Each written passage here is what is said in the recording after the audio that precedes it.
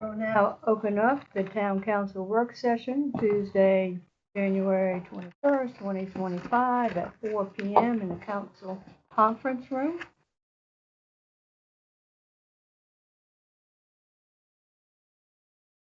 First thing on the agenda is approval of the agenda. I'll need a motion. Move. Motion. Do I have a second? Second. Motion and second. Is there any discussion? Do I hear none? This is a roll call vote. Call with Ms. Atkins. Atkins, aye. Johnson, aye. Johnson, aye. Aye. Carries. So we have several items on our list this evening, and Mr. Moore had asked that we move J up to the beginning, so our wonderful attorney will be able to hear that before he leaves this evening. So the agenda item is discussion regarding a pay increase for town council members and planning commission members.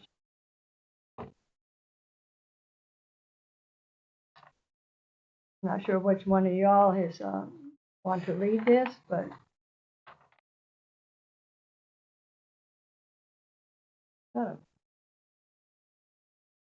I'll be glad to step in if nobody else wants to. Presently, and I'll read the present amounts that are being paid for mayor, vice mayor, and council members. Mayor is $9,000. The vice mayor is $500, and the council is $7,000. Request was that for that to be looked at. Also, planning commissioners are making $75 per meeting. I'm sorry, it is 72, not 7,000, 7,200. Sorry. No. And you said 75 per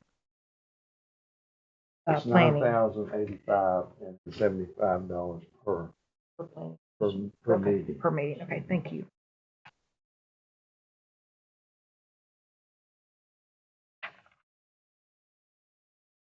well, I'll say something about the planning commission that I think that they will have earned and will continue to earn a little bump in their money that they receive. Any other thoughts on? I think there was some conversation about their amount going from $75 to $200 a month, and it would be dealt with the same way the county does. If you don't attend, then you wouldn't get paid. And I also think the council person who serves should get that same pay as well, because it's a lot of work serving on that. It's a lot of take-home work. Pretty extensive. So in the past, if a person on council served, that person did not get that pay, I think it might be time to maybe change that. I believe it's been 7 years since council had a raise, if I'm correct. And I know that over the past 2 years that I've been here, we have focused on making sure that our employees had the proper pay increases that they needed, that they were brought into compliance. We did the Bolton study, but we made sure that we focused on our employees, excluding ourselves from any type of raises or anything. When everyone received raises, we took a step back and did not receive a raise because we wanted to focus on the employees getting their raises. So I'm not opposed. I mean, it has been 7 years. We meet every week. Our duties are, we've doubled our duties. We need to go ahead and put a motion on the table before we continue. We want to separate them? You want to talk Planning about commission? Do we want to amounts make for a the council? Yeah. Are we voting on that this evening, or are we just? I'm not sure, man. It's just for discussion. Okay. See how it goes. That's okay. Well, then that's fine. All right. Yes, I would like to finish. Guys.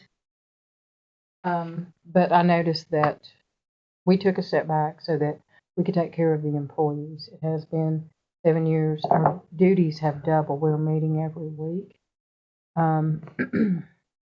And looking at salaries from other localities, some are very, very high and some are not. Some of them, I guess, have more or less it's a full-time job for them. But I would entertain a motion and further discussion if the rest of council would like to do so. I have no problem with that at all. On both. On both planning commission and council as well. I don't have an issue with either one. If someone would like to make a motion, I will entertain further discussion.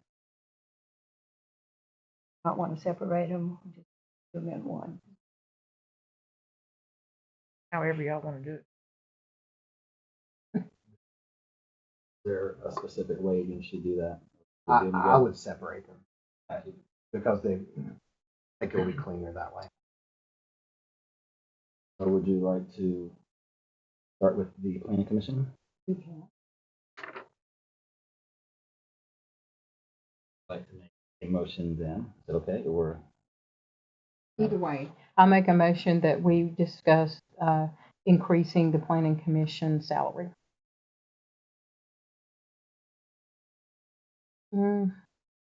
They'd have 75. I would say 150.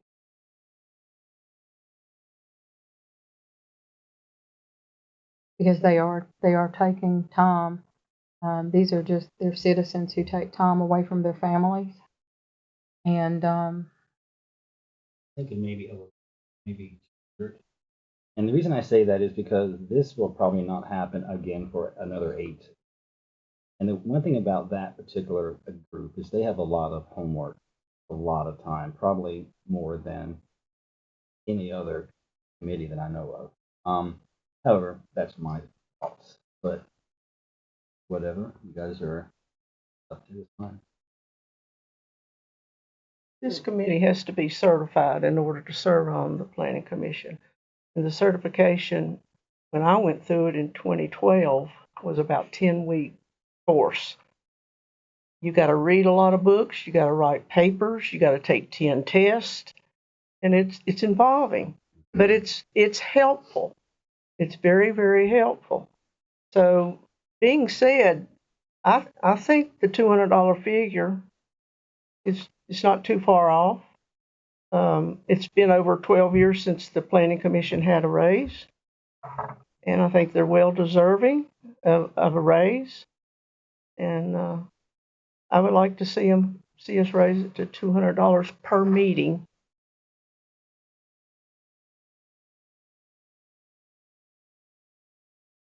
Whether or not we vote or not, we have a motion, and you seconding it?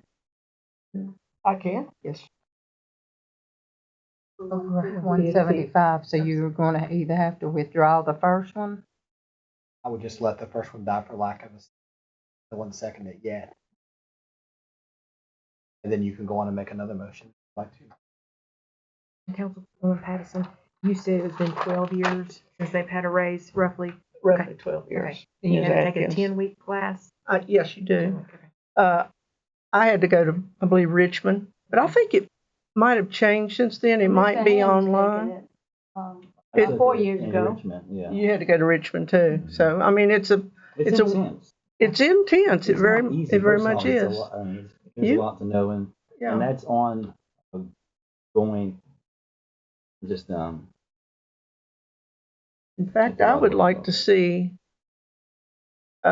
since we have to have a liaison to serve on the planning, I would like to see all council members take this certification, because I think it would be valuable to learn not only the jargon of planning commission, but you would learn the operations and why planners make the decisions that they make.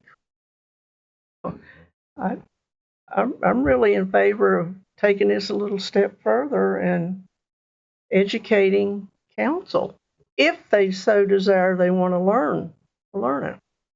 So,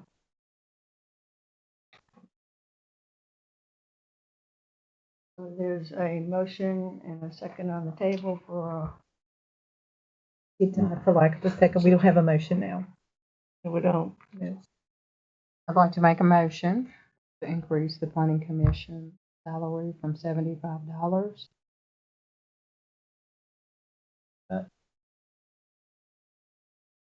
motion and a second. Any further discussion? Comments?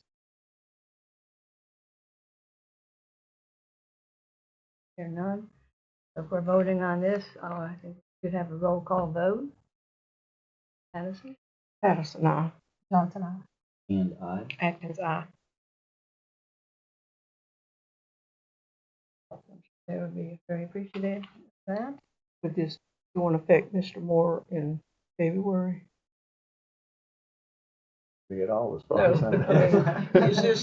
Is this I could be effective whenever effective you like it for it to be. February? I believe the timesheets have probably already been done this month, since they've Yeah. already met, so it'd Yeah. have to be February. Okay, effective February. Thank you.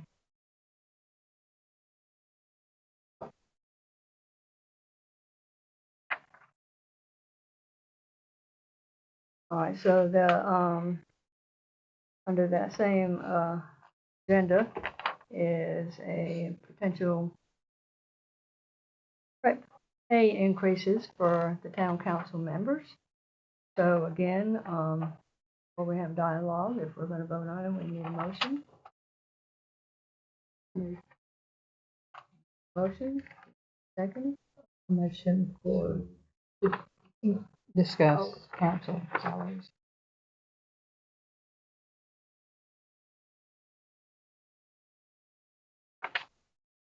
motion and a second.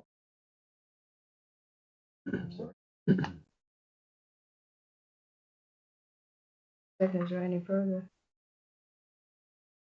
discussion? you don't have to always look at me, I'm sorry. I'm writing, I'm sorry. Motion and a second. Any discussion? Well, we're one of the most active councils since I've been on board. And I think we're well deserving of an increase.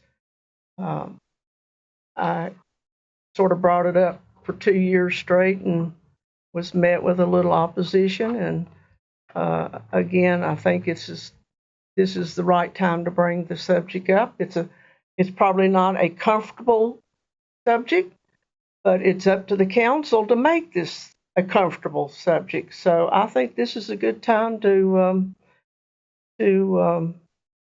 raise the salary of the council people tonight. The setting of your salary under Virginia code requires an ordinance after a public hearing. Okay? So if you do decide to do it, you'll need to provide direction as to what the amounts you want to be in the ordinance, and then we'll have to set a public hearing. That's under Virginia code, requires that.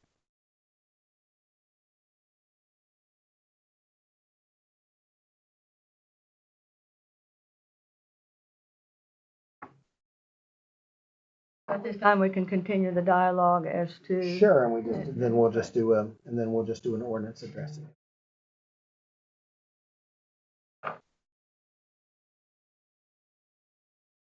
Well, I'm going to start the figure.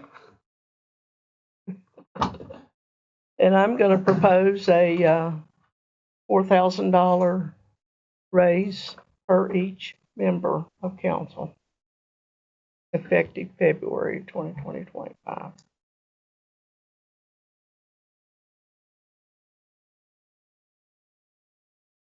$4,000. Yeah. 4,000. Yeah.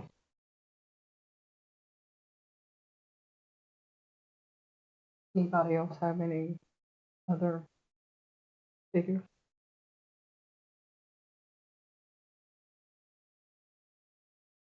That they would like to? Ms. Atkins, you haven't said anything. Help us out. Write this down. Finally once I'm quiet. Much like it. I'm quiet. Well, my one question is, I wanted to make sure it was like 4,000, across the board. So then, the mayor would get 4,000, vice mayor would get 4,000, and then council would get 4. I just want to make sure that was clear across the board. You want it for everybody? Everybody, same amount.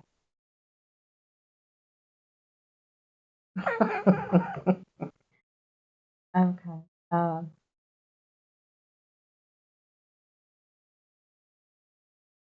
we do 3,500. 3,500. Feel more comfortable with that? Or 32. even 32, somewhere, but I think 4 is, for myself, is. I've done some math, and if you'd like for me to share, I can share. If not, I don't have to, but just doing the math,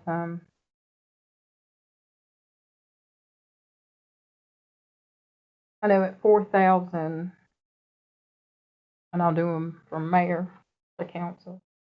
Well,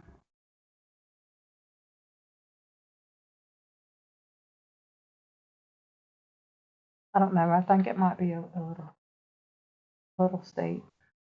Are you all okay with 35, or do you want 4? Or I need to hear from I want to hear from everybody.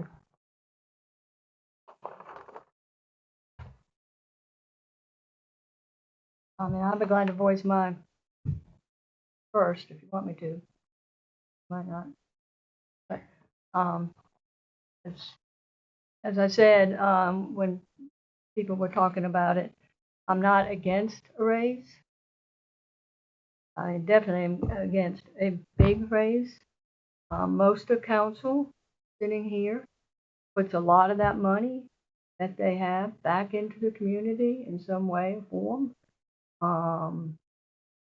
And so for me, which I do that a lot, and everybody does that. So I'm gonna go on the lower end, just because it's just all going back into the community anyway. We asked for more. I'm just joking, guys. I'm just joking. Y'all don't be so serious. We're just talking here. And I'll meet you in between 35 and 4 if What's your in-between figure?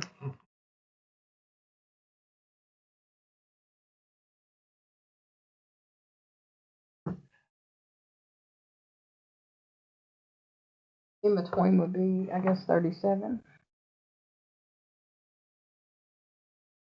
Miss Atkins? I'm great with anything, honestly. Anything. I will say this. I do know. I do believe that we all put in time, regardless what it is, and I know we signed up for it. Sometimes it may be. Sometimes, Anyway, I just know. I know in my heart we all put a lot of time and effort into it. It's just not a get your packet and read it. Even when you have important dates, I got a call Friday night, had a date set aside literally, and I was not going to take or do anything. Cut my phone off, cut my phone right back on to plug it up, and there was, bam, a phone call. It was on the phone a good while, really good while. But anyway, that doesn't matter. I know we all signed up for this, but I'm thankful for being able to serve. So anything's fine.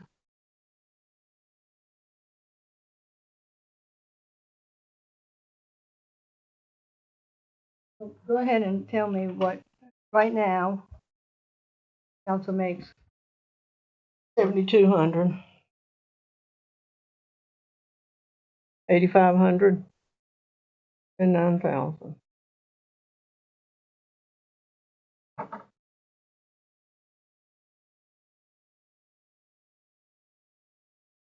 Councilman Hayne, you got anything else you want to add? Like Beth said, it's gonna go back into community somehow. That's what I did when I served the first time, so whatever you all wanna do, that's fine. I prefer to stay on the lower end of it. But that's, which is still a significant increase.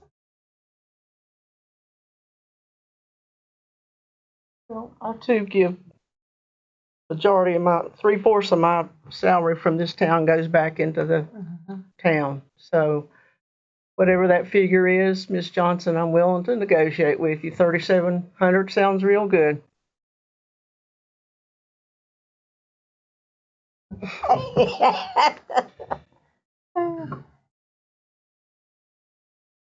Just to summarize that, would put, mayor at 12,700, vice mayor at 12,200, the council member at 10,900.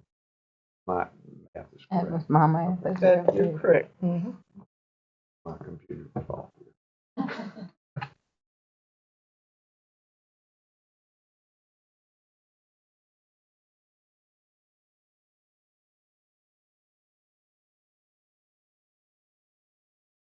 So as we're not voting on it this evening is what we, If you, anyway, we've got so- it, we may as well go But- ahead Why not? and have the public hearing. Yeah, so you would, Yeah. what you would, your vote could be for the preparation of an ordinance to that Mhm. effect and the scheduling of a public hearing. If that's what you want to, if you do want to vote, you could do that. So we need to make a motion for preparation of ordinance. And setting of a public hearing. I'd like to make a motion for preparation of ordinance for public hearing to increase town council salaries. Does it need to say for $3,700? Or not. You already already did did the planning commission and it doesn't. So just maybe set back. And Vice Mayor, at first you did say 3,500. I know you said 4, and I just want to make it in my notes, and then 35, and then I we're going to do. negotiated Yes, with ma'am. the vice We're gonna do mayor. that. Okay, great. Mhm. Thank you. Thank you. Thank you all. If the motion says 3,700.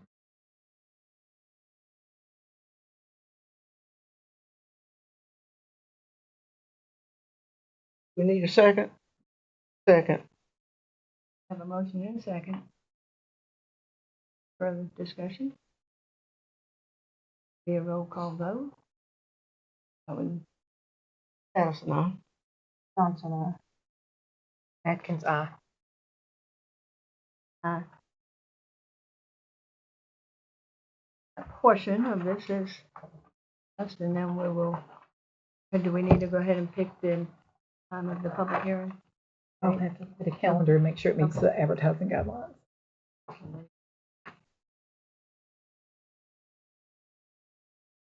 I think that, as I'm wrong, that's the end of the discussion.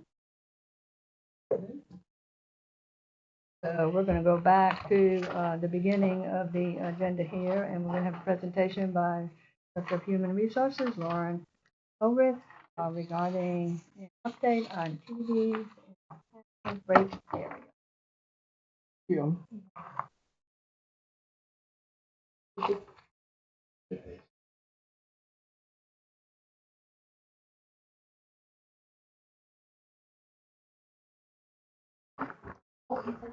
Scoot up here, sorry about that. From doing that.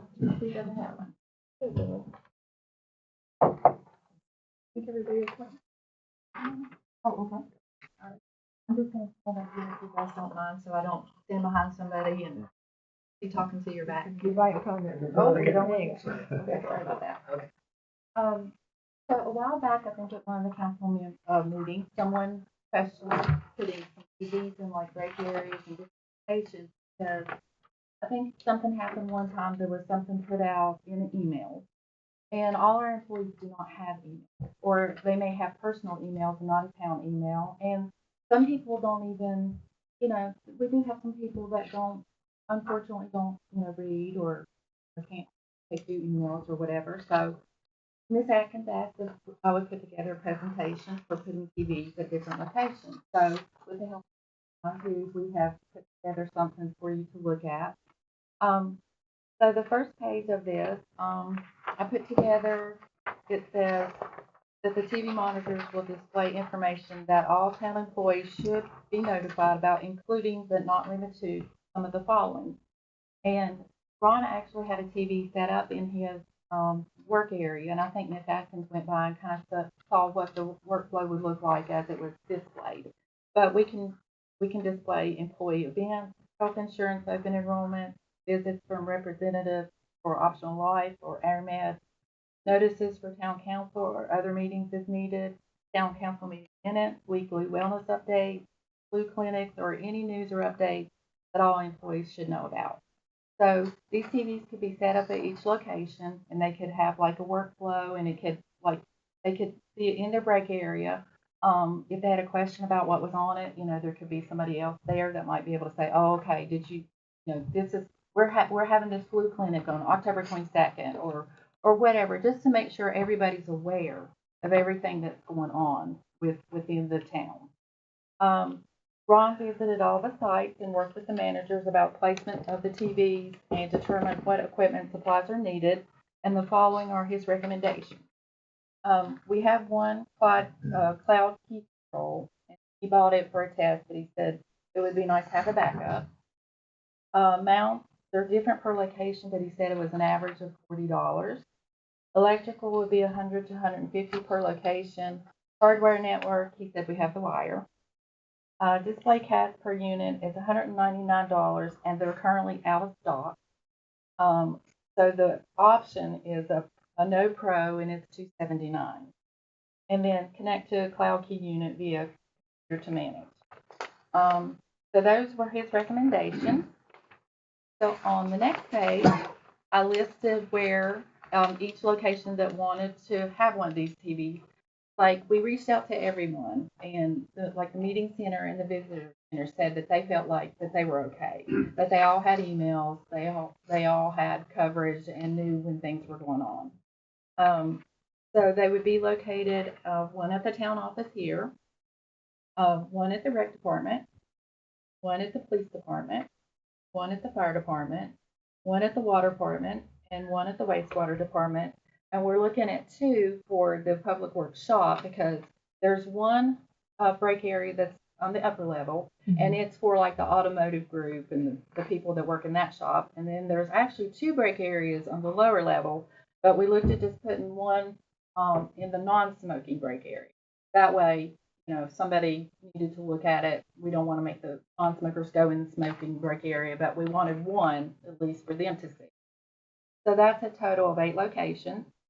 So then I went ahead and did a breakdown further for that. So I did 8 TVs, and on the back of this I have the attachments where Ron did the research and looked at the cost of everything we needed. So that's where my numbers are coming from for the breakdown.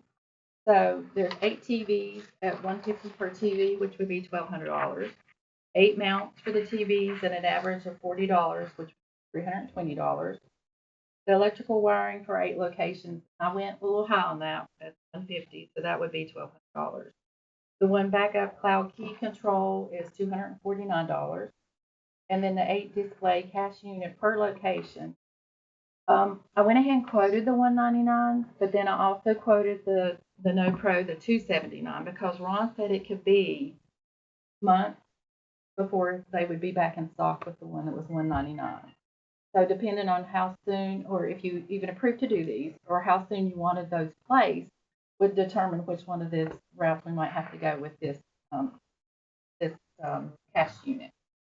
So the total cost for 8 TVs with the $199 cash unit is $4,561 for 8 TVs at the location, or a total cost for 8 TVs and equipment with the $279 No Pro, $5,201.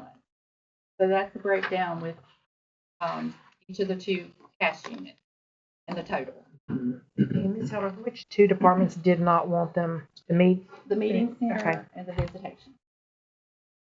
Said that they felt like that they were well advised and had emails that everybody used. So the meeting center, And the And visitation center. visitor center, okay. And then again, I did attach the breakdowns to the back of everything that I quoted on. In the supervisors, the list that you all did get, they did suggest that would be no, you're fine, beneficial to them. Yeah. Okay, Mhm. okay.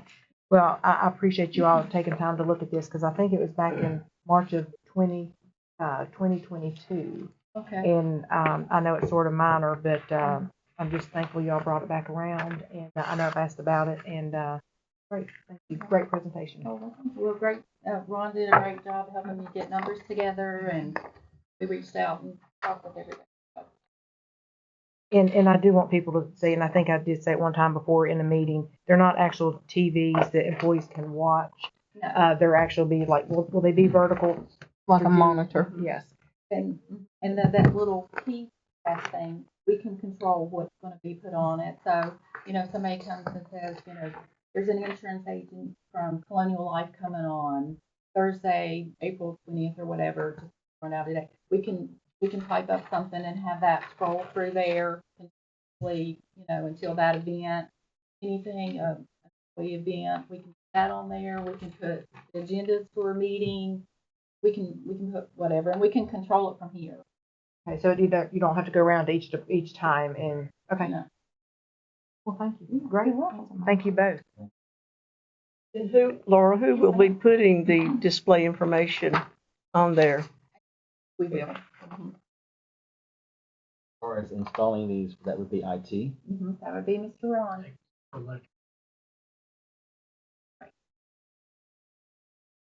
How soon, we want this up and running, or how soon, or should I ask, how long would it take to get this up and running if we decided to go with it? That goes, Public Works. And which model that you go with? And would you want him to kind of go ahead and try to order the 199 ones to see how long of a wait list that's going to be? Because checked with them to see. Never tell us. Oh, they don't. We were up back on the wireless access points. We just had to be put on a list. I'd rather get the. I'd rather go ahead and move forward. All right. I know that Ms. Atkins has asked for this for a long time. It's been over, I've been on council. This is my, I guess, 2 years. And I know that when we were on the Public Works Committee together, when we served on that committee, we asked for them and never got them. So I think it's time, council we have to vote on it. I think it's time to go ahead and move forward. I think it's been delayed long enough. Coming out of an institution where I was a training corporal for over 200 and some people, it is important. And what we have right behind us is something that you can put that information on and let it roll. So that way you can keep all of your employees informed and nobody's missing out on anything. I think it is very positive. I know we used to do it, even though we had email, we still had people who could not, they didn't know how to work their email. And, everybody doesn't learn the same. And so I think that it's vital to be able to provide information to our employees. There's nothing wrong with taking another step to make sure that everyone is informed. So I think it's a great idea. So do we need to make a motion, Mayor Taylor? I would like to make a motion for us to go ahead and order the TVs for our break areas so that we can keep our employees informed. With the 4,561. Probably the 50.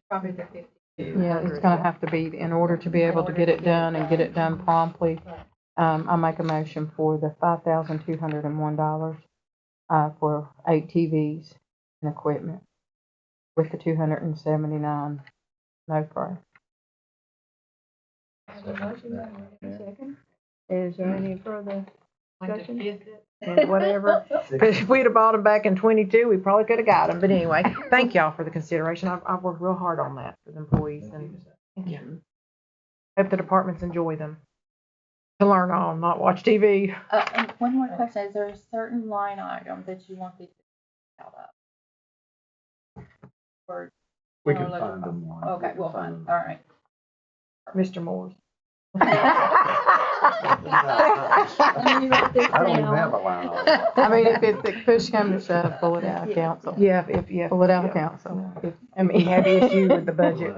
Pull it out of council if it push comes to shove. But We I should have really plenty. appreciate this because I really tried to get some information to some employees because that was some of their concerns. And of course, we have different leaders now, and I really appreciate it very much. Well, and I think the first meeting I came to, you brought it up, and then Ron was there, and then he started putting stuff together on the TV and started like looking at it. So yeah, I appreciate it. Like I said, it was March of 2022. Thank you. We have a motion on table. We have a second. Is there any further dialogue? All right, we'll do a roll call vote. Johnson, aye. Anderson, aye. Taylor, aye. Thank you all. I do have a question that's not somewhat related. So, we have a smoke break room. so like a Smoking workshop. break room? At the- Tobacco lists I are. didn't know we did here.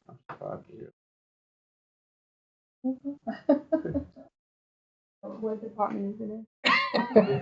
Well, You can talk to Mr. Yeah, Talk to him we'll later. figure it out. Okay, sounds good. It may be smokeless. Are you sure? Smoke. Oh, no. I do know they have 2 break rooms when I go down there. I do know they do have that. I didn't know one was smoking, but Thank you very much for the presentation and all I feel that. like I'm next. So I'm- Madam Mayor, could we revisit the planning commission for just a second, salary?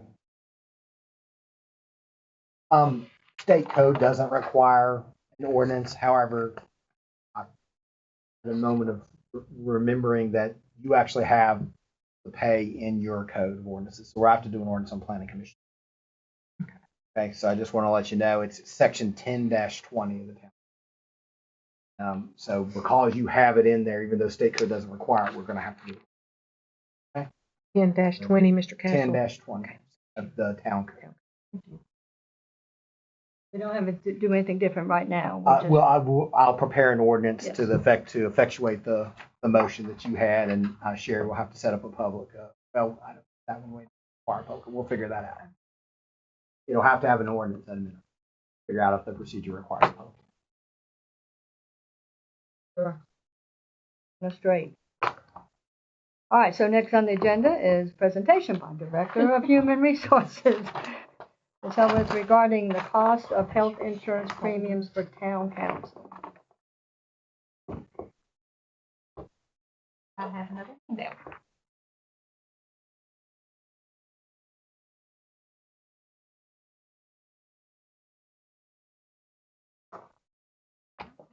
Well, have a sweet day, everybody.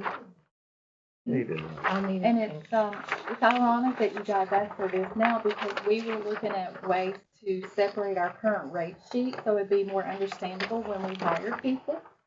It had like last year's rates, this year's rates, everybody's was combined. So we broke it down by town employees, town council, and retirees. So the town council members got pink. So what I did was I went through and I took the total monthly premium for the first one is the $250 comprehensive dental. So that's the best insurance we have. And I did it by employee only, employee plus one, and employee plus family. And so the first one is the monthly premium. And the first person that I had actually done since I had been here was Mr. Hand. And so I had to go to payroll and say, okay, now how do we handle council as far as their insurance? And they said, we do half. So I said, okay. So I took the amount and just halved it and gave Joseph an amount. Well, then we had a council member want to verify how their payment. So then we started digging in a little further, and I realized it is half of the employer side that the town pays for the town council member. So that's what I've broken down here. So for employee only, if you'll notice, then the total premiums $1,064, and then the town contribution is what the full employee would normally get, which is $932.56, and I divided that by 2. So the town pays $466.28 for the council member, and then if you take the $1,064 minus the 466.28, then you get the 597.72. I'm not following you on here. Okay. I'm sorry. Okay. I'm with you. All right. First, No, that's first what I was- one, okay, employee only. Yes, See ma'am. where it says 1,064? Yes, ma'am. Okay. Then the next one is what is for like a regular town employee, 932.56. And if you divide that by 2, which would be 50% of the employer part that the town normally pays, that would be 466.28. And if you take the 1,064 minus the 468, that's the 597.72. So that's how much the council member would pay. That makes sense to everybody? I did the same thing for the employee plus one, because it's $970. And then the employer part is $932.56. Divide that by 2, you get the 466.28. Then the town pays an additional $350. We do this to try to get that rate down for the employees. And you divide that by 2. So they pay $175 on that. So if you take the 1,970 minus the 466.28 minus the 175, gets the 1,328.72 that the town council member would pay for an employee plus one. Does that make sense?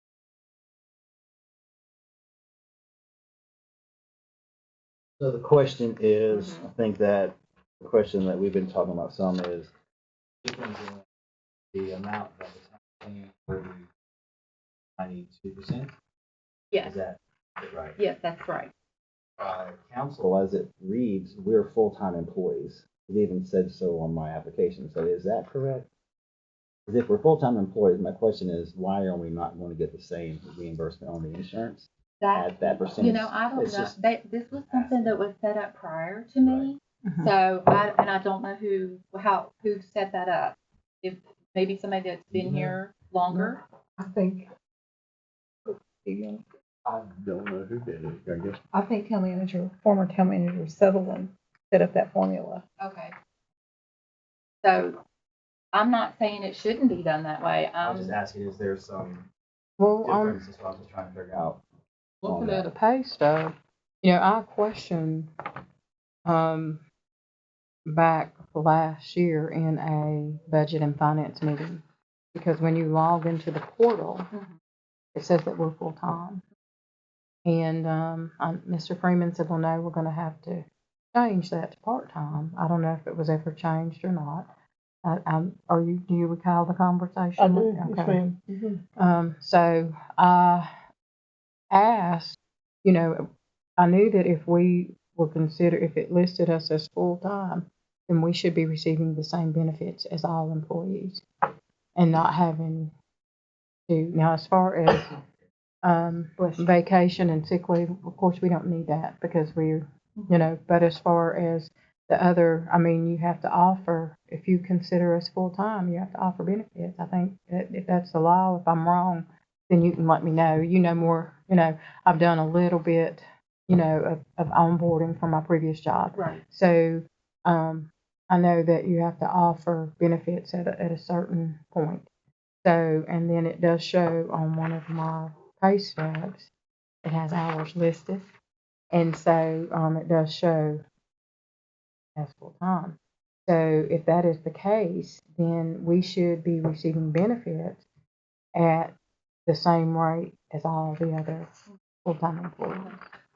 Like I said, it was set up that way prior to me, but I would be glad to look into some more information on it and get back with you on how localities deal with it. And like I can reach out to Versa, which has like a professional HR person that handles all these type things.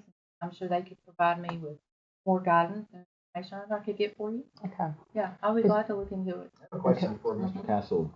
Did, we have an ordinance, did you send it down today? The state code. Right. In the state code, there was a paragraph that said, I don't know if you read that. Yes, you can, so that's what I was gonna say. The state Okay. code authorizes town council to provide itself with benefit. Okay, so it's really, I think, the provision in how much you pay for yourselves, and this is something I want to look at more carefully because wasn't sure. I thought you were just talking about salary increase. Didn't realize we were looking at benefits, but I think that could be said in your ordinance on what benefits are authorized to town council And members. right now it says all, so we might want to clarify that, because I don't think that I should get sick leave. I don't think I should get vacation. I don't think I should get all of the employee. Right, and so I don't know, something had to happen at some point Yes. for this hybrid plan, which looks like a half benefit. Now, do I think that would be legal? Yes, because state law specifically authorizes it. I think it would be legal for it to be half, but I think you can also provide for council to receive the health insurance benefit. Okay. Yeah, and I don't know that there's anything in writing on when this was set up, so I couldn't find anything. So I was just trying to break it down of how it was done now. And that's why I recommended to you that I do think pursuant to our law that we need to do it by ordinance, but that's why we do it by ordinance, because then we can find it. Okay. We should, I mean, if there was never anything in writing, then it should have initially, it should have been presented the way that it is, as far as full-time. Right. I mean, because those, how long have you been? You've been on here for over 8 years? Right, yeah. Not 6 over. or 7. 6 or 7. I've been here too, and we've been overpaying compared to what we should have been paying. So we need to look at that, because that's a lot of money that we've overpaid, when in reality we should have been afforded the opportunity, because there's nothing in writing. There's nothing in writing. Yeah, I So did try to find. nothing. No. And then what you have from the code, the state code. So, and then if we are full time, then we should have been entitled to what everybody else was paying. I mean, we shouldn't have been. I mean, it should have been done right, proper, and in order, and it was not. Right. It seems like it was a interpretation from different town managers, Mhm. from one to Mr. Freeman, and then I think there was never, it just. The way the law works for council, and you guys are different than the regular employees. Okay, for the council, the way it works is you set your compensation and benefits.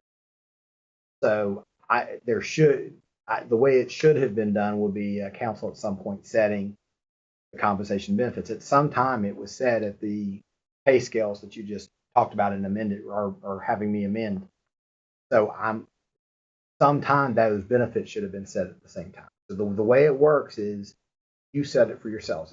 Just think of it this way: you're the boss and you're setting your salary and benefit. That's the way it should work. So I'm assuming that at some point there's a motion or somewhere doing that. Ms. No, I no. don't think so. No, thanks. Okay. Well, then my recommendation to you is just you set your salary and your benefits. That's what the state code calls. But How we many- also need. Go ahead. No, go ahead. How many members of council will this affect? 3? Myself, I take all my Social Security just to pay my health for the family. So it would be Dr. Taylor, I mean, and she, myself. a lot of, yes, so we need to figure out So what, that I sounds don't, like something you guys I'm need to not on decide. it. It's not, what is if I back retire, I to may us from the get time on we it. started. I From can the time retire. she so. started, from the time I started, and from the time he started. I think I don't know what his was or what he's got, but I know what I have, and I've done the figures. So would we would retro pay council Yes. all the way back to when they started on council? I need time to consider how that works. Could you vote to do that? I think you are empowered to vote to do that.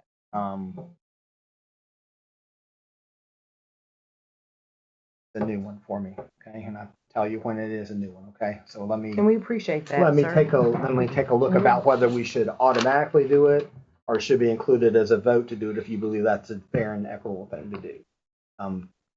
We'll figure that out. I do think it can be accomplished. I'm not sure that there's an authorization to automatically accomplish it, but I need to look at that. Okay? We may have to do a vote to accomplish. From what I understand, someone just decided what it was going to be, Nothing was ever put in writing, nothing was ever voted on, and that is not right. What happened, if that's okay. In 2016, when I came on council, I did not have a good insurance policy. So I asked if I could be on the town's policy, but I expected to pay for the entire town. The town manager at that time said, we'll pay half. I was very happy. So I was expecting to pay it all. And it was nothing written. I just went to pay it and it was half.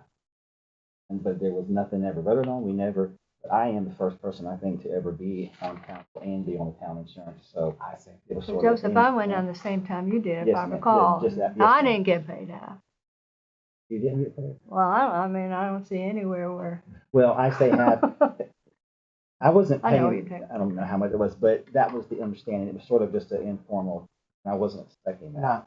And I would assume thereafter, then it was budgeted to pay. That would have been voted on. Okay, so, but just give me time to work through this one. That's an unusual one, okay? And Mr. Vice Coates, Mayor. I do have a question. If for some reason you go back and find out it is okay, and then we can come back in here and we can vote of how we would want to go back and back pay people that probably maybe have overpaid? I feel confident that we can do that. I just want, let me No, that's fine. take I a just look wanted at to it make because sure. that's not something I've dealt with Okay, before, that's okay? fine. I'm gonna have to look at that one a little bit. But yes, I believe there is a way to fix it. We just gotta, okay? If you choose to. And I mean, we always need to be sort of fair and that's what we want to be, clean. So thank you. Great job. Great research on that.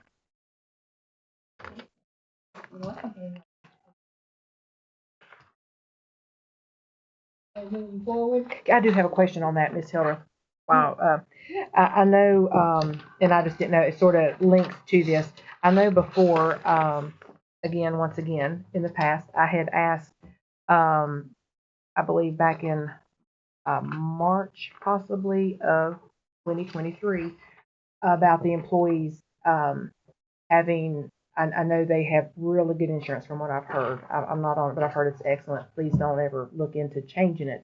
That I was looking at, I do think, and I think I've brought this up before, the employees pay too much on the, help me out here, premiums, yes, versus other localities and things like that. And I didn't know if now, since we have a new HR director, thank goodness, can we look into that? Do you mind? Absolutely. Still? I've actually the location gotten some rates from them. So that when we do our open enrollment in May, I can have some leverage and some comparisons off with TLC about our premiums and why ours are higher than some other locations. And hopefully, Because that was always a concern, even yeah. when I worked here 21 years ago. I know I've talked to the previous town treasurers on that, and I also did, and the previous town manager. Like I said, that's been talked about since March 27th of 23. So thanks. Okay, yes, I appreciate that. I've already got some quotes from locations. Definitely gonna look into that for an open enrollment.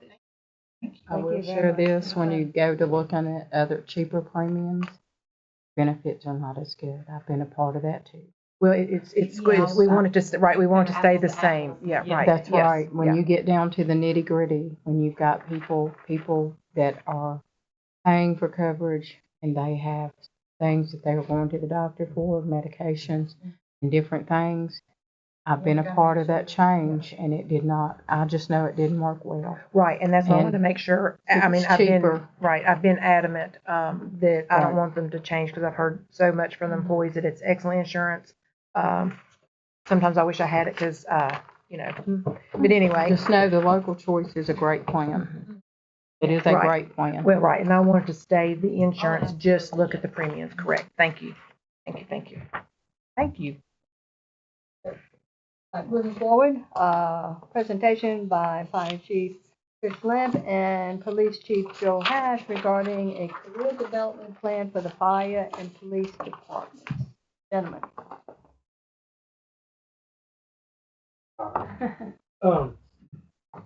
We want to talk to you about, we've had some discussion with Finance Committee before about this, and been looking for ways to retain and a little better. And actually, in the current budget this year, you did approve money for this. We have yet to implement it. Or we need to go. So, put together some stuff, just kind of a 50,000-foot overview of this. If I go down too deep in the weeds, we'll be here for hours. So I was trying to save you from that. But, career development basically is a way for employees who may not aspire to go into a leadership or management role to grow through the organization and also grow themselves. And this encourages them to do that. I've worked with many of folks who come in the fire department, their chief ashes and police department too, that they just like being a police officer. They love being a fireman. They don't want to deal with me. They don't want to deal with me. And that's fine because we need those people. At some point in their life, through their progression of their career, though, they do become kind of seen as leaders. So, those people are really important. I have a couple of those, I'm sure he does too, that, they've been there a while and they have a lot of institutional knowledge. I even look to a couple of them every once in a while and say, hey, tell me about how we got to this point, stuff like that. So what we're looking for is a way right now, the left side of this graph or chart, kind of how it is currently for someone to grow, have to become a manager or leader. The ones in red are the fire positions, the ones in blue are law enforcement positions and how they grow throughout their career. What is on the right is something we're proposing with this is one where employees can be rewarded, number one, for length of service, and number two, for education and training based on point systems. And we have different, we've kind of drawn our plans as close as we can together, but obviously there's different classes that law enforcement would take versus fire to get some of these. And then there's some that are very similar. We all take the same incident command classes as an example. We all sometimes go take the same terrorism class. So we may even take some of the same investigation classes, fire and forensics and so on. So some may be similar, but there's still many differences. And this is just a way to start to reward that. Career development steps, basically, it takes into consideration, again, years of service, educational points, additional certifications. We've weighted our points based on the employee's years of experience and where they may be in their career, because somebody that comes in today in the first 3 to 5 years, we really want them still concentrating on some of the basic fire and EMS classes. But as you get on through and you get to be like me, I hit 40 years last week as an EMT and 30 years as a paramedic. So, I'm at a point where most of the stuff I go is to FEMA or National Fire Academy, things like that. And we also want folks that have been there a while and got the experience to be able to bring that back and start teaching that in the department and mentoring more folks as they come through. So we've kind of weighted those points to where you are in your career as you move through the steps. There is also, if you have a major disciplinary action, you get removed for a year from the program. So there's advantages not to have that, which we really don't have a lot of those problems, but every once in a while something will pop up. And then we've also made it where, because our supervisors, we don't have a lot of promotional opportunities. So what we're proposing is supervisors up to the level of lieutenant or battalion chief could move one step in career development after being in that role for at least 4 years. Somebody that's a captain, as an example, would have to be at minimum in that role for 4 years, and then they can move at least one grade, one step in career development if they have the educational plan.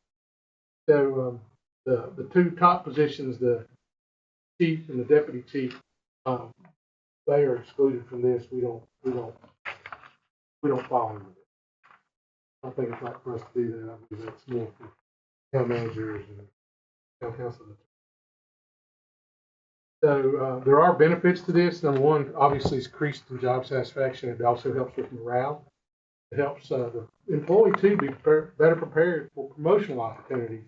Enhances their leadership potentials as well.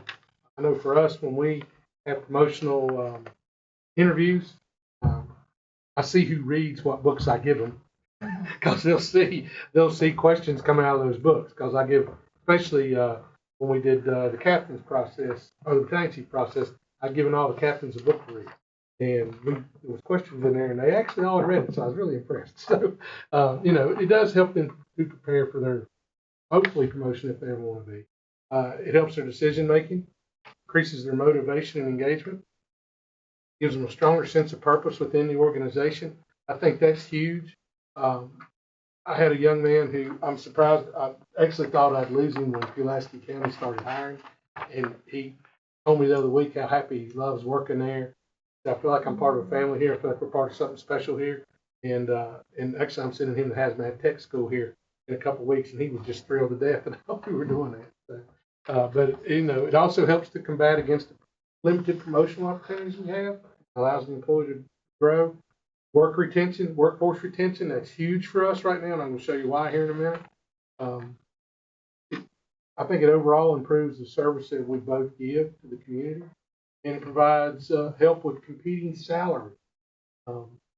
We've both done some studies, and we have found, I know y'all gave raises about 2 years ago, and I think we went toward the top of the market. We are now toward the bottom of the market. That's where we stand. That's the police department's salary ranges right there where they compare, and the average is that dotted line going across the top. You see we've fallen off.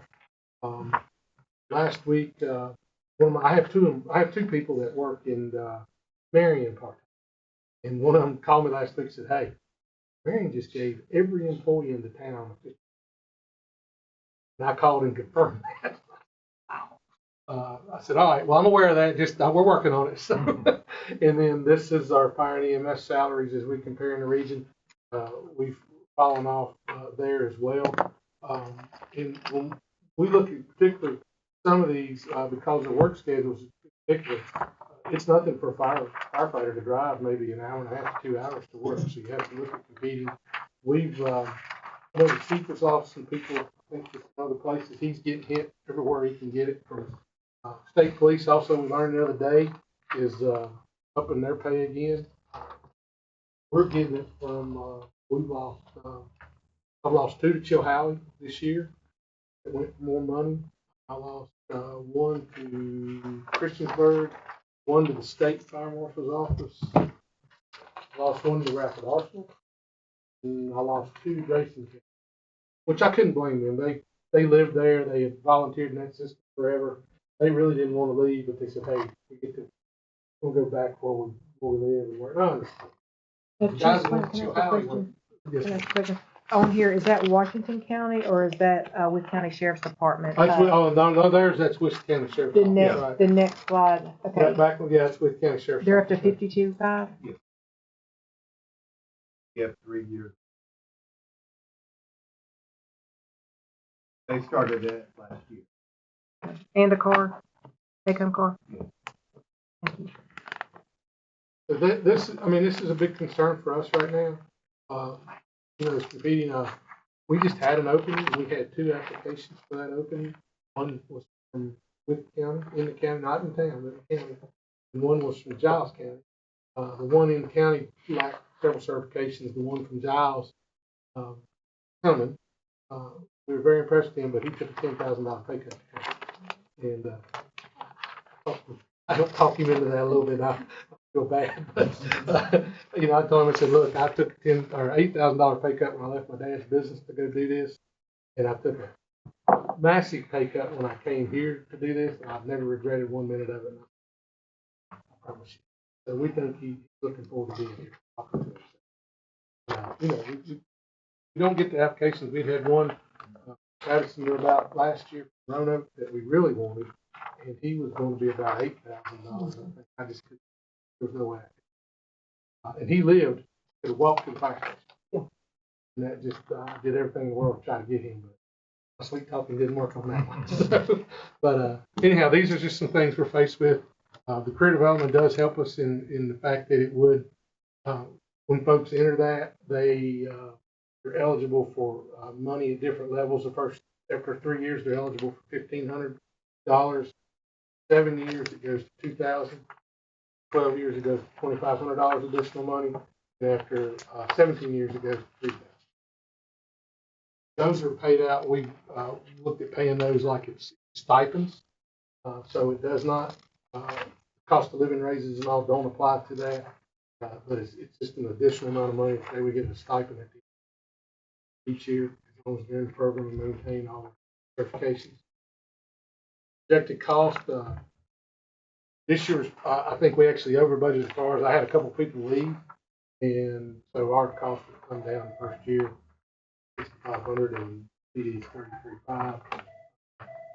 The, obviously these costs can change if people leave. Hopefully they won't. But, and then we've also had some people get promoted. And when they got promoted, they would have, if we'd had this going earlier, they would have been in that process, but they got promoted. So now they're over here in the supervisor. They'll still be eligible every 4 years. With the promotion, they got money. So in your budget request, increase for employees and pay in that budget request, or are you there yet? I haven't finished it. I'm finishing. Gonna put it in this week. Yes, I'm putting in for something where we could. It's time to have that conversation for sure. So. I think we're going to have to. We're lucky. We've got great people over here. I think I can tell you that I feel very comfortable with this. Absolutely right. Wytheville has some of the best public safety services you could provide any, where the police, fire, in. And I think we're very lucky to have that for a small town. Very lucky. I think we could be a model for a lot of places. I'm very impressed with what we have working and same with dealing with PD. There's a lot of dedication. Absolutely would give her life. Stay here and do things. But we're faced with a younger generation that does look at, I just make $2,000 more. Using this as your blueprint? Yes, ma'am. Okay. Yes, ma'am. And I put that into more when it comes time, if you do with that, put it more into now a policy form that we use. Okay. It's essentially great. the same stuff. Okay. So, good with this, we need to move forward on our side soon. So at least say we're doing something. I know that our folks know on this side, salaries. This stuff, we see it on Facebook probably every month. Let's put something up where they're hiring somebody and, putting the salaries out there. I mean, it's a constant interface kind of. We're seeing the sheriff told us last week the meeting with state police was going up again. Higher, they're already in the mid-50s, and I believe they're going again. I don't know if you've seen even the chief here, Tennessee Highway Patrol, they start out at 65,000. Somebody. So it's all around us. It's every week we're seeing. Just ways we're trying to figure to retain. And it allows them to grow, and it allows them to even personally grow and have personal growth. And that's just as important as it is to have. Chief Slim, are you up to full manpower? We will be, February 2nd, I'll be back at full. And how many total? Full-time and part-time? 32.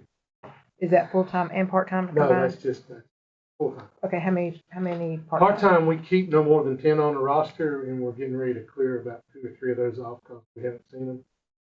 We made a deal with previous HR director because we do pay for their line of duty there, and there is some money with that. We don't go above 10, but if we require them to give us availability each month. We hadn't heard from them for 2 months. We just take them off the list. We do got a couple. Chief Hash, are you up to full manpower? We're down one. Just one. Yes. And how many's on your by chance? Is that enough? Saw that we're allotted right now. I thought we brought that up. Didn't we bring that up? We did a report. You did bring it up, Well, no, sir, I don't mean bring it up. No, I don't mean bring it up in the past. I thought we raised the amount of officers to take care of the town because we did. I think there was a nice little book I was given, and sometimes there were maybe 2 officers at a time working town. We have now have 5 officers per team. Okay. We have four teams, 5 officers. And I could be wrong. This is just off my memory, which sometimes isn't good. I was thinking back that we brought like, it was like 32. Are we short officers? Since we did that, when we first got Leo's, we had to get rid of like 4 different positions. Exactly. So And we changed that. yes. Right. We changed that. So we're fully staffed besides the one position that we this time, And that would be total 28 total. Okay. not counting the part-time. After Any part-time besides your, Just the two, just the two Yes. tenants? Okay. Thank you. Thank you. I Sorry. do have one question for you all. And it doesn't pertain to the budget, but I do have a question because someone asked. When you all go on a call to Hedgefield, Longview, Freedom Village, I think the whoever drives the fire truck, they have access to the key. If a resident has fallen and is down in their apartment, or if you're not getting a I would like to see the police department and rescue. I know you have to wait on the fire truck to come. And if the fire truck's not coming, if it's a police issue, then that leaves them calling a maintenance man who has to drive 25 minutes. Thought y'all had. the supervisors.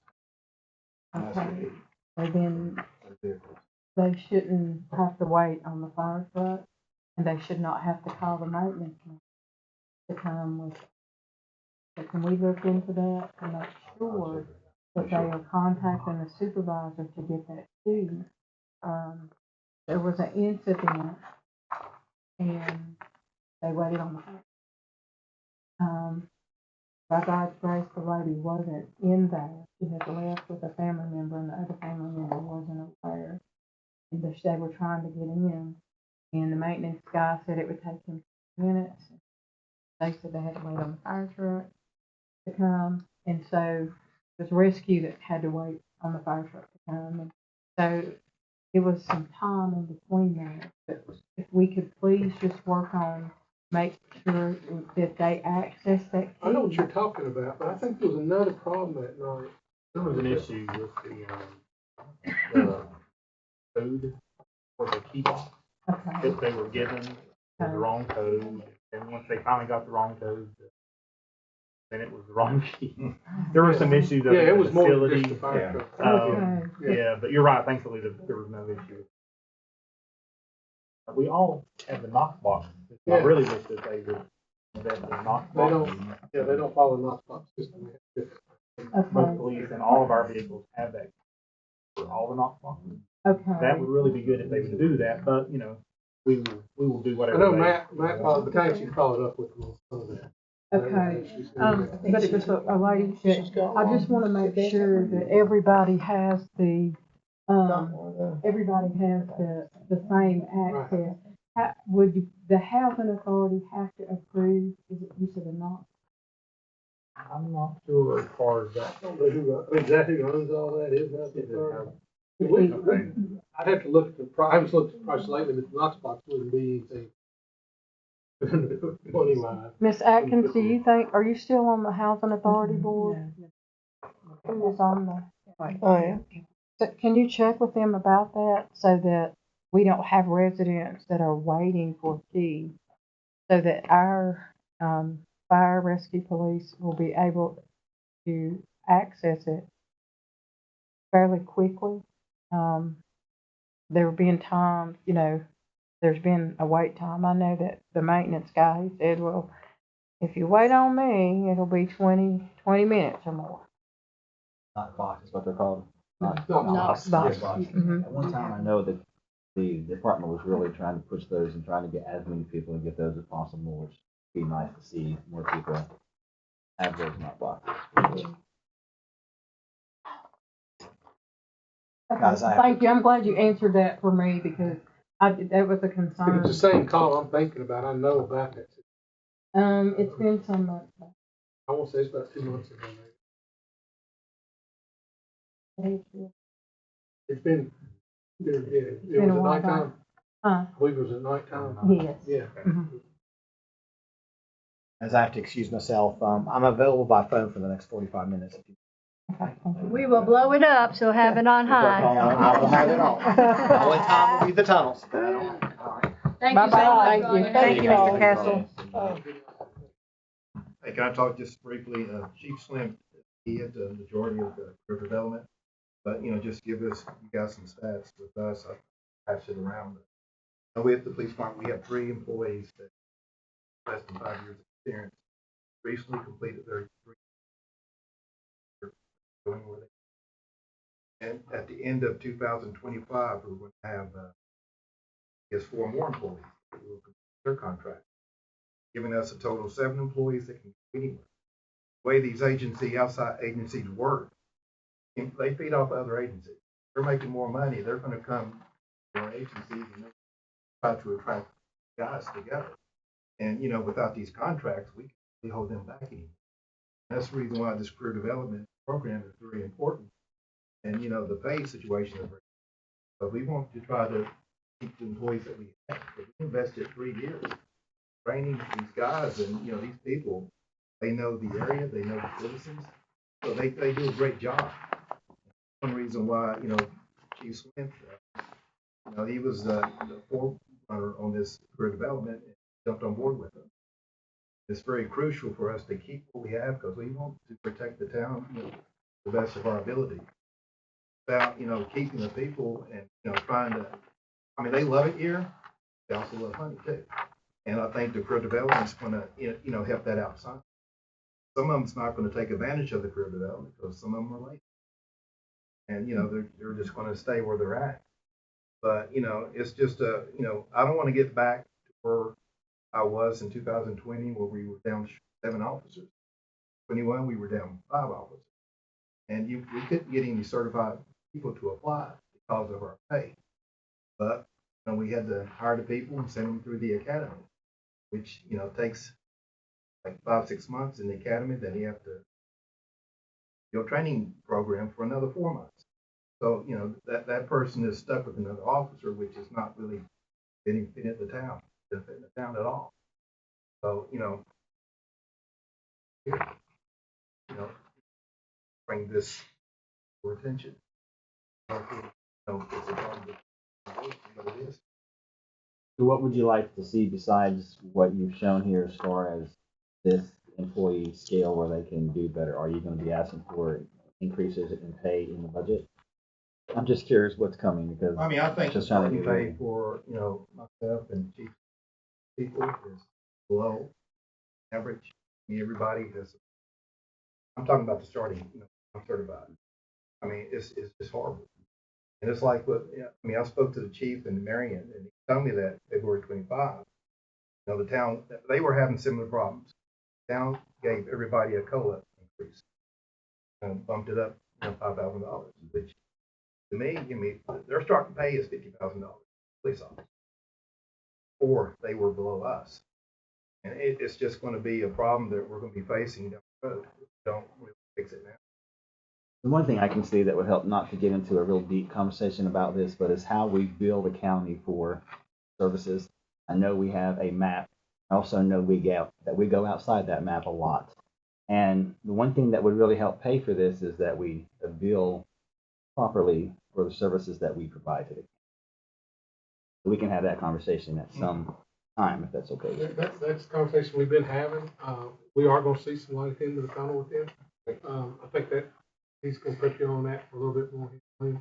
So how we have that, but we have made. But that would certainly make it better for us for what you're asking for, right? Very much so. Thank you. Thank you. I tell you, we've had some positive movement.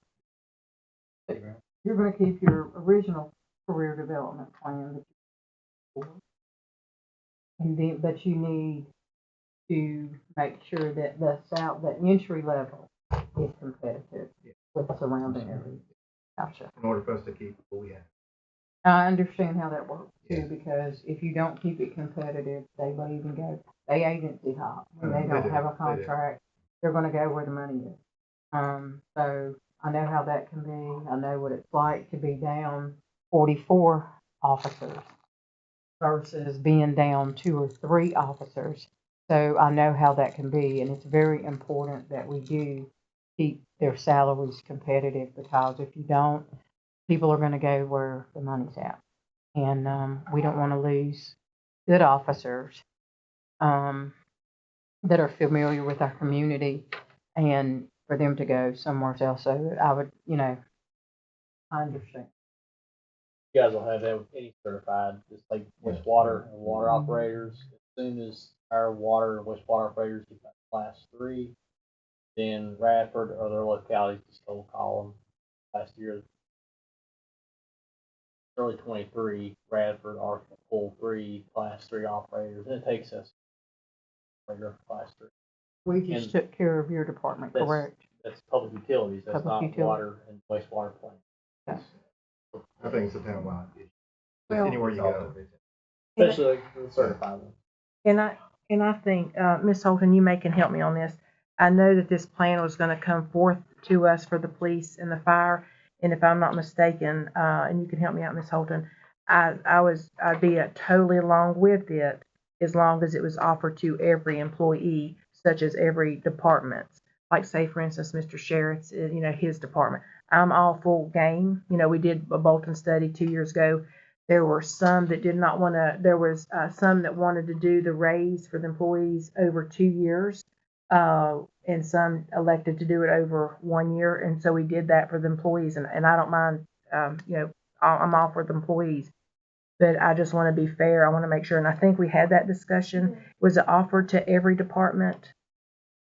So from my experience, what I recall about the conversation was that was back when the council was meeting in 2 different committees. And so Chief Slimp and Chief Hash came to Budget and Finance a couple of times. They were getting ready to come to Public Works, and that was about the time that Mr. Freeman left. Mr. Gilman stopped serving on Public Works. And so we did a very quick, me and you had a conversation about it, but they were getting ready to come and give a presentation to Public Works. And then shortly after that was when the committees merged. So I'm pleased that they're here tonight so that the whole council can hear the conversation.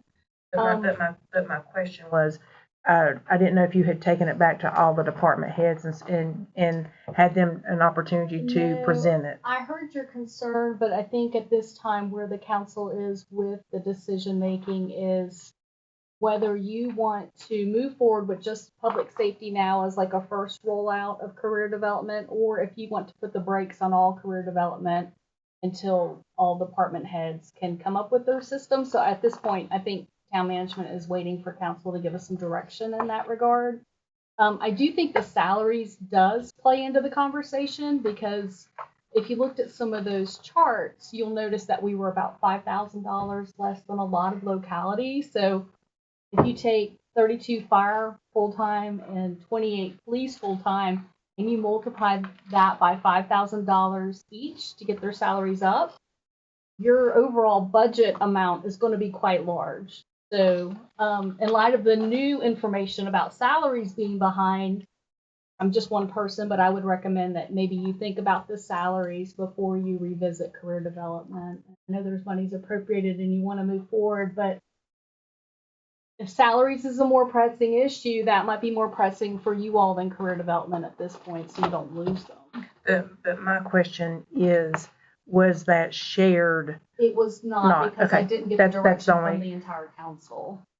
I got the direction from you that you had concerns, but I didn't get a chance to go back to the rest of the council. But you and I were like on a committee that Mr. Gilman quit attending. I attended, and that was Yes, my ma'am. concern. Yes, ma'am. So I think it needs to be offered to all employees, career development. I mean, I think it's a great presentation and everything. I think that's for the entire council to give town No, management some stuff. I understand Yeah. that, but like I said, my question was, I figured maybe, since we weren't doing it together, that management would share with the other council and get that over to them. Yeah, So, I mean, it okay. was just sort of an interesting period because you hadn't assigned an interim yet. I was just the assistant, so I really honestly didn't feel empowered to take that to department heads. I heard your concern, but what I was saying was just the timing. I think it was before Mr. Freeman left, I'm thinking maybe it Yeah, it wasn't. was the meeting that we had after. After, okay. Yeah. I think it's important that we look at that for all departments. So we look at career development for all departments, and we also look at reasonable raises for all departments, so we're competitive in place. And that will be a function of looking at our budget upcoming And it certainly is a concern because we're spending a lot of money just already just talking about it. And it will be a big budget increase next year. So we just need to keep that in mind. But at the end of the month, we should begin to have a picture of what the total town income will be projected, and we can begin to plug in figures for what we think the expenses will be. So in answer to all these questions, I think that will begin to tell us what we can afford to do and what we will want to do. And I think it's a fabulous idea, and I think it's a great presentation. And I believe in, fire EMS, but also believe it takes every employee to run the town. And I did bring that up. That was my concern, but apparently, but that's just, I'm just one. So I just think it should be fair across the board. I totally Sure. agree with No, you. you're fine. I think that's, and I'm happy to hear you say it. Because it should be, everybody at works, no matter where you are, should Every have some director type should of have had pathway. an opportunity. I don't have, that would be up to department heads, and we are minus a couple of department heads to do that. Because I can tell you, and I knew enough about career development to start writing the plan, but it was still a good, 60 to 90 days to, putting it together, working with PD, and, I tried to build a framework we could all work within. And I think it could be a framework that every department could work with, potentially. For us, it's easy. We can look at, I didn't give it to y'all, but in one of the presentations that I want to comment, there's 2 pages of classes we can go and do that.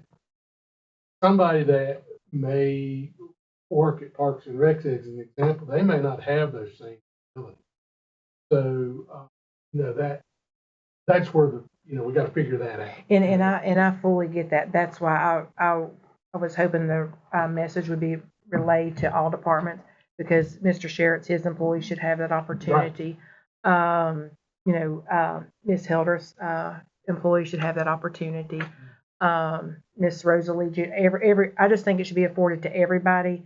I'm just not in favor with doing a select 2. I say if we're going to do it, let's go home, go big or go home. Sorry. And do it for everybody, because everybody might not want to do it. Everybody else may be like, well, but I just want to, this is my opinion. I think it needs to be afforded to everybody. I think that's the direction we want to move. And if you all are in agreement that we will do that, we will ask all department heads to look at career plans for the employees, how they would go. And we may get some assistance. These 2, 3 departments that have already started there. You need to make a motion to do that. I think if you just say we authorize you to do that, we'll do that. I agree to So do that. let me clarify too, we're putting this on hold until we do that, right? I don't agree with that I personally. don't agree with that either, no. Okay, I'm not going to know where we No, stand. I think- No. I think we need to. We need to take action on year 2. Yes. That's And then my we can opinion. Build on that, and hopefully you can either help other department heads. Oh, I'd love to see They it can for just build everybody. throughout the town. So I think we can just keep that rolling. I'm going to speak my piece. I disagree, because I don't think it was afforded to everybody. I think we could put it off for 2 weeks. We could afford the directors to go forth, do some research. The other directors didn't have the opportunity to bring forth to us tonight, and I just don't think we're being fair to the employees. Was you all included in this past budget? The Yes, amounts yes, that you we have have? put that, yes. we have Theirs been is working on already that. included there. Mm-hmm. I think one of the problems you're going to run into is you're going to have to give them 2 weeks. I think that's going to take more, because it is a lot of work. But, and I'll use this as an example. I think you're without a park or a public works director. Somebody's going to have to pick up that ball and run with them. I don't mind help with any of that anyway. But those are a couple things that are going to be limiting to us in the short term. Yep. An email can be sent out to our department heads and let them know, hey, we want to afford you this opportunity to be able to be a part of continuing education for all departments, and let them start working on their budget, whatever they need in their budget, because it is budget time. We will be discussing how things are going to go, what needs to be added to the budget. So that gives them an opportunity. This was already approved in the former budget. So we now can allow the others to go ahead and get theirs done so that it can be a part of the upcoming budget. Did all the directors know they could do that though?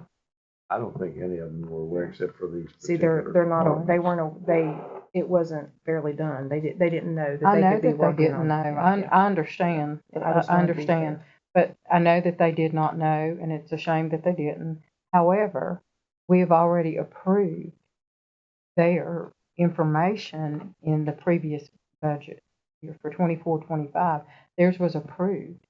And so now the upcoming budget, we want to make sure that we don't leave any department out. So we want those individuals afforded the same opportunity because they were not included in the last one. Was that already approved in the prior, their amount when they met with budget and finance? Dollar value was approved as part of last year's budget. I think it's good to get that started sooner rather than later. Employee health isn't high. Let's work on that. This is how we do it. And I think each day we wait. I think it's a wise decision. So, and there are some departments that are not going to be able to do this because there aren't. Here in some departments, you can't go up the scale because there really isn't anywhere to go. So some of these departments may not have anything to bring. Some may. I mean, but I think we can certainly see what they bring. So this is a very specific department that does. It actually has skills where you go up. Not all departments have that opportunity. I would like to see you move forward. Bring up a good point. Some departments may look a little different in the way they do that. I just thinking I'm to not sure how myself, they want to do that. some it's going to be easy, some it's not.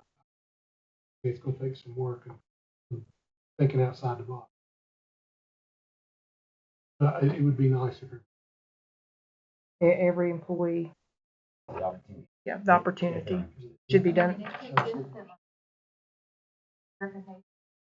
That like after or for 2 to 3 SHRM certification or a professional. So there, but there are rules, regulations like so many years that you have to be active in HR and like that. You have to take the exam. There are. And like well, the one thing all employees can do, even ours does apply to if they go back and get it. They go back and get like I have, we have 3 people that either have master's degrees or working on master's degrees in our department, and they're all related to finance.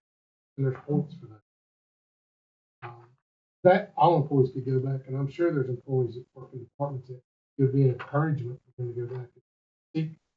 Well, and like I said, and I do, I think, recall, I'm fully and totally on board with it. It's not that I'm not. I think it's great, but I think it should be given in the opportunity for all employees. And I know we're going to go back and do that later, but to me, when we discussed it, I really just wanted to hear from all the directors how they had a plan. And I'm sorry, I think it's great, fantastic. I don't want anybody to get the wrong idea. Great presentation, both of you all.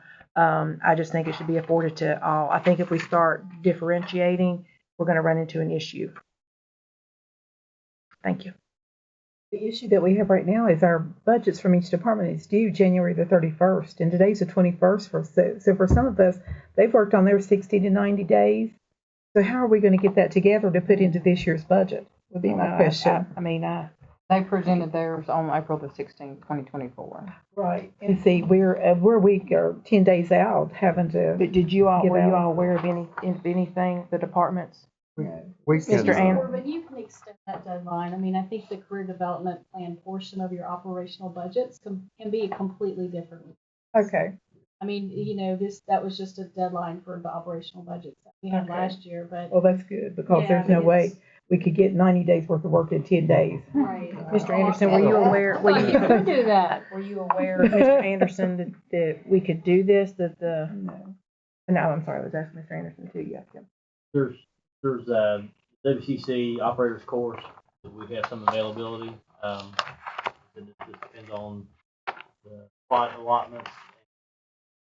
What we can afford to really heavy bodies. This year or this time goes to we have that availability, and like Flint said, if we don't have like a huge roster, there's not a huge roster. Certifications for. Right, but no, what I was just saying, did you know you could work on that, is my question, like beforehand?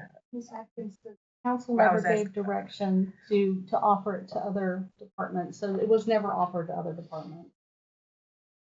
Okay. It was not offered to other I get departments. that, Ms. Holton. But my question is I know that you and I had talked, and I understand, but they met on their committee, you know, and it was brought forth, and I get that. I was fulfilling my obligation, kept the meeting, kept the appointment, and I did express my concerns. I am fully, and I want that in notes, please, I am fully on board with it. But I also said I would not be on board with it if it wasn't offered to every employee. I don't care which department it was. And that's it. That's all. Thank you. I heard you, but also I wanted to let you know that we were gonna have another Public Works Committee meeting and have Chief Slimp and Chief Hash come and present to Public Works Committee on the career development plan, because you didn't get to hear their presentation. Right.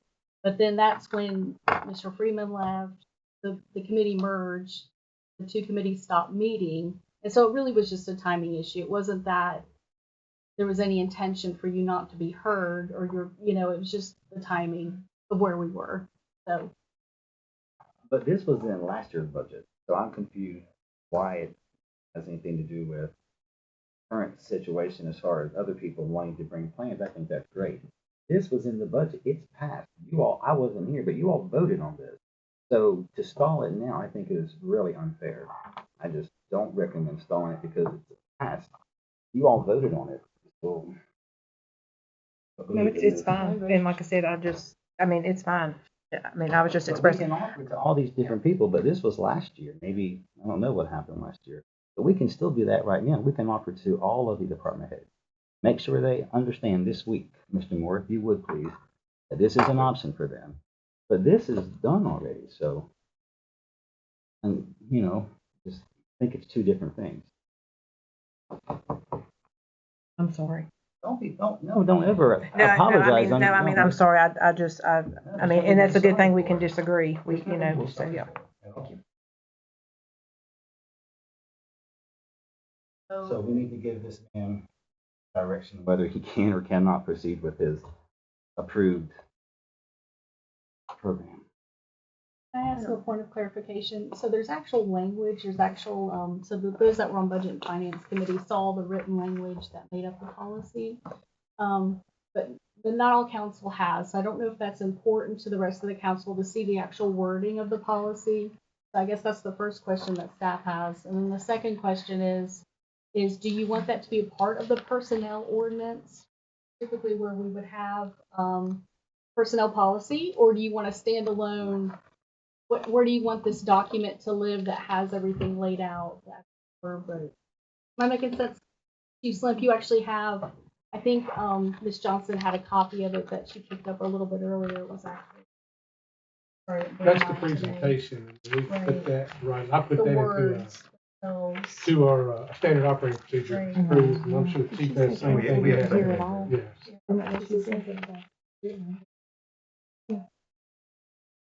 Can you repeat that one more time, Ms. Holden, about all council did not get it? Well, there's actually the policy that's written out, and it's probably a 10-page document. It's not just the presentation; it's the actual what would be law. So, for example, if you were in front of a judge, it's your actual policy that has the career development steps.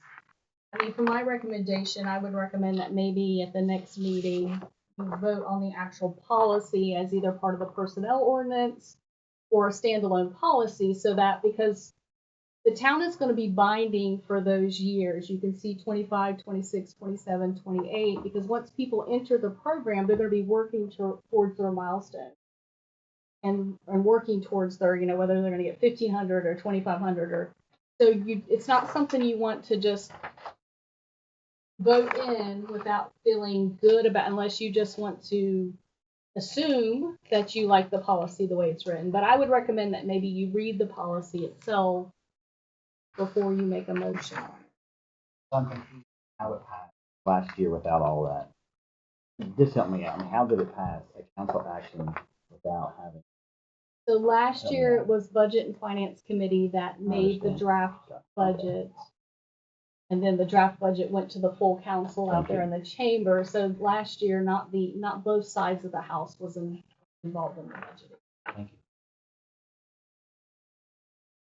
One thing, Chief Slim, I know we had talked about a volunteer junior program. Have you looked any more into that?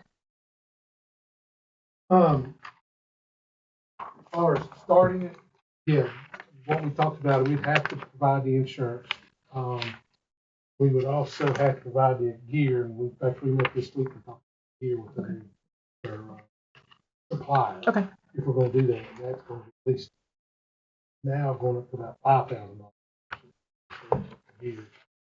The insurance is gonna be probably at least 10 or 12. It's hard to talk to a couple folks about that, because that is a different insurance we get. And then we also have to pass, we do junior members, we also have to pass some,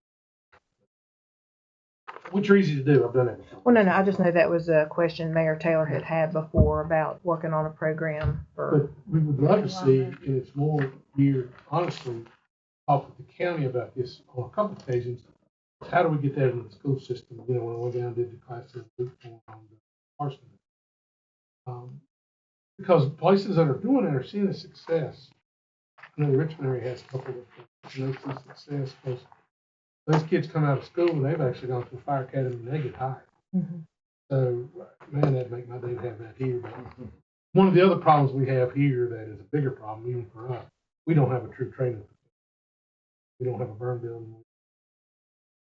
That's a huge problem. So that's another thing that would have to be tackled. Otherwise,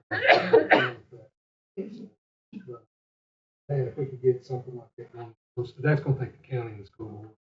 I had that talk with a couple of people at the school district and planted those seeds on, because the curriculums exist. They just need to adopt. Something like that could be a reason. Absolutely. American cost of developing a training center. And I'll tell you, we've been pushing the college every way I can push them. And I know myself and the chief from Galax are pushing them to try to implement. They have a paramedic program here at college, which is very successful. We put lots of people. It's not a Wytheville Community College program, it's Southwest, but now they have an EMT program. But we're trying to push it into a fire curriculum too, to where they're going to get associate's degree and all that. Sometimes that falls on deaf ears.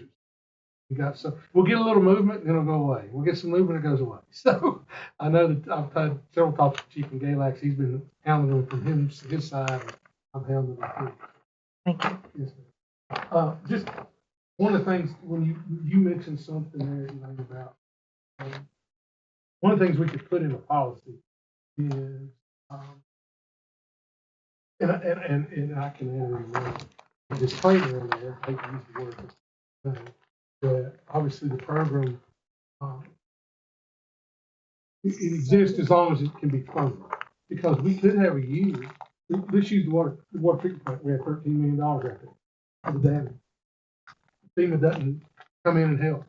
You may have to throw all your budget money for that infrastructure item. You just can't do this. So I think we can put language in those policies as long as the program is funded. You may be eligible, depending on funding.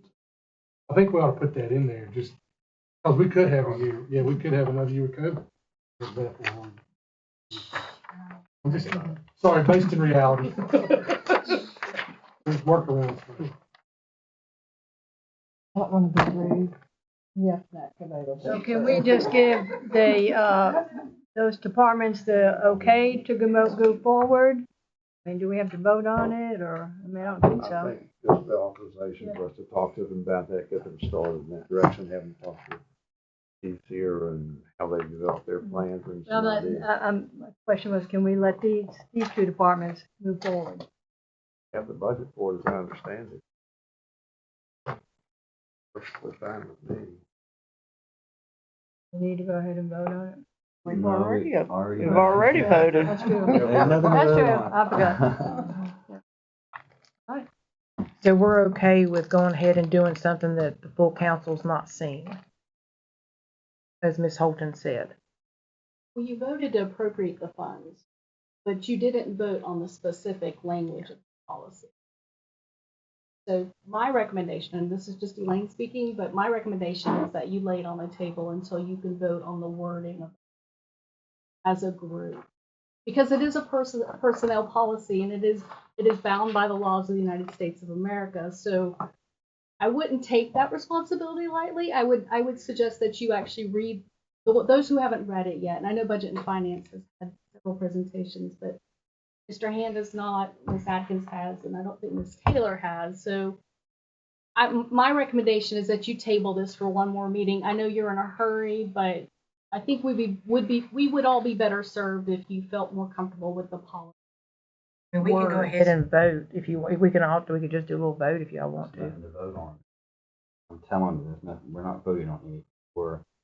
This has already been, I'm just so confused at the moment as to what we're supposed to be doing here. And as far as me reading the policy, I mean, if it was written by you, I'm not an expert at that, so I'm going to trust you that you know what you're doing. So I can read it, but it's probably not going to change anything as far as moving forward. But we probably shouldn't be at this point without it having been read anyway. I'm a little confused how we got here when we haven't even seen it. Shouldn't be on the agenda if we haven't seen it. I'm just curious. Yeah, the monies were appropriated, and then the next step was to get the actual policy developed sometime this year. But the second part of that just never happened again because of the timing. But we do have a policy. Oh, yeah, we've had it developed. I just, we never seem to go.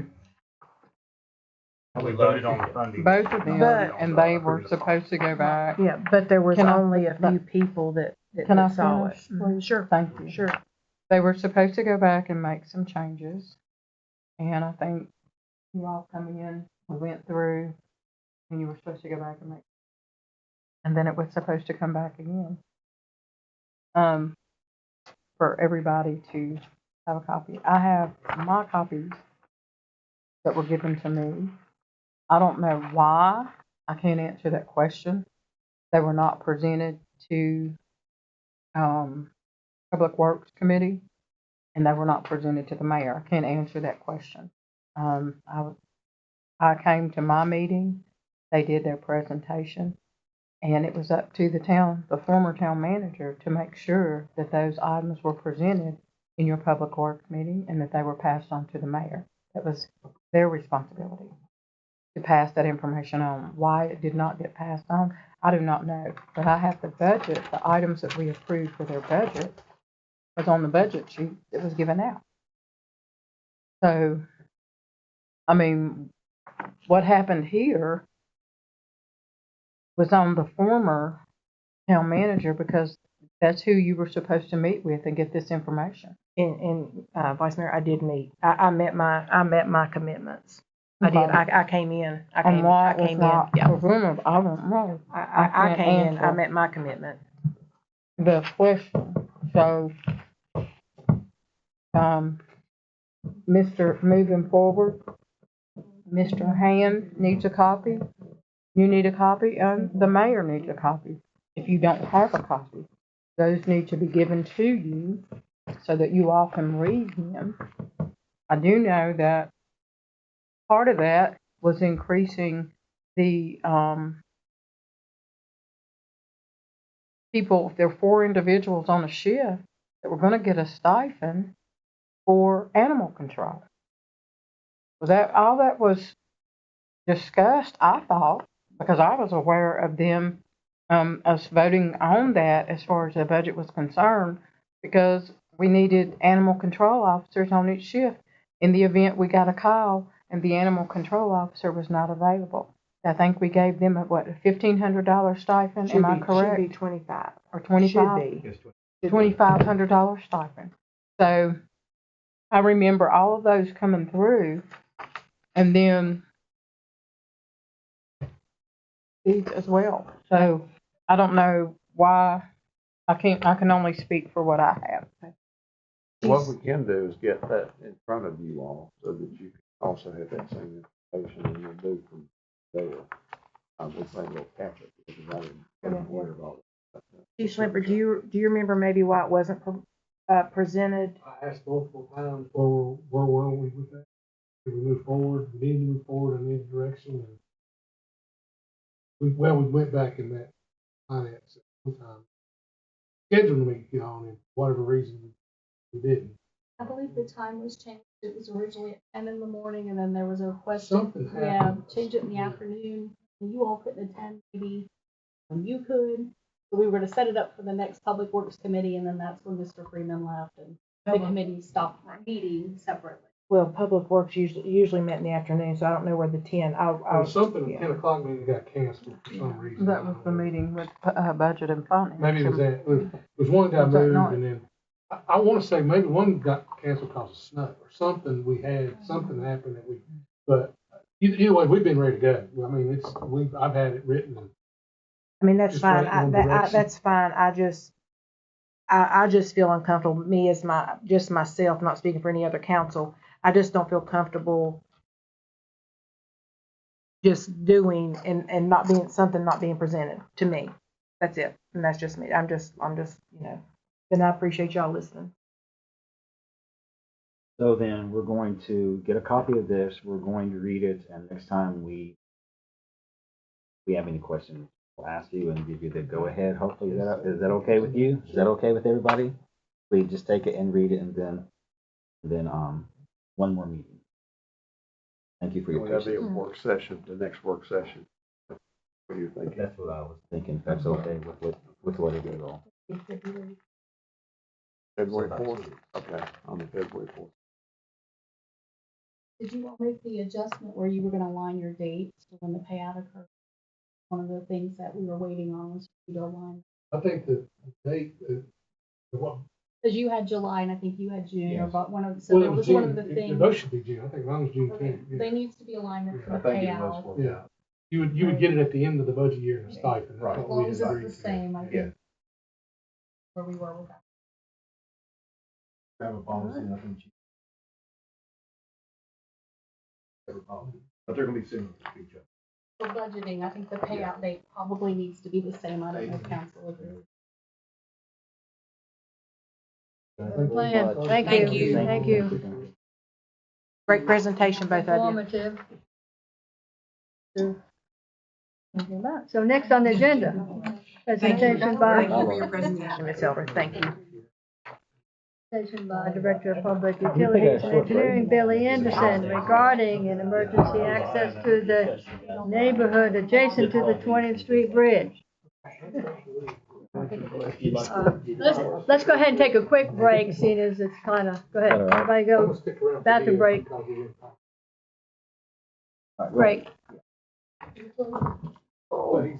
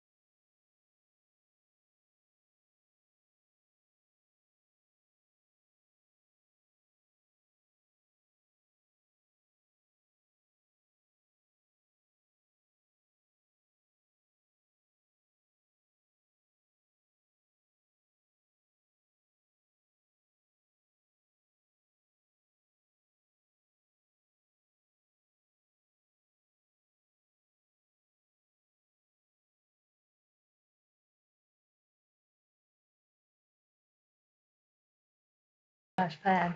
People, go ahead and you're on.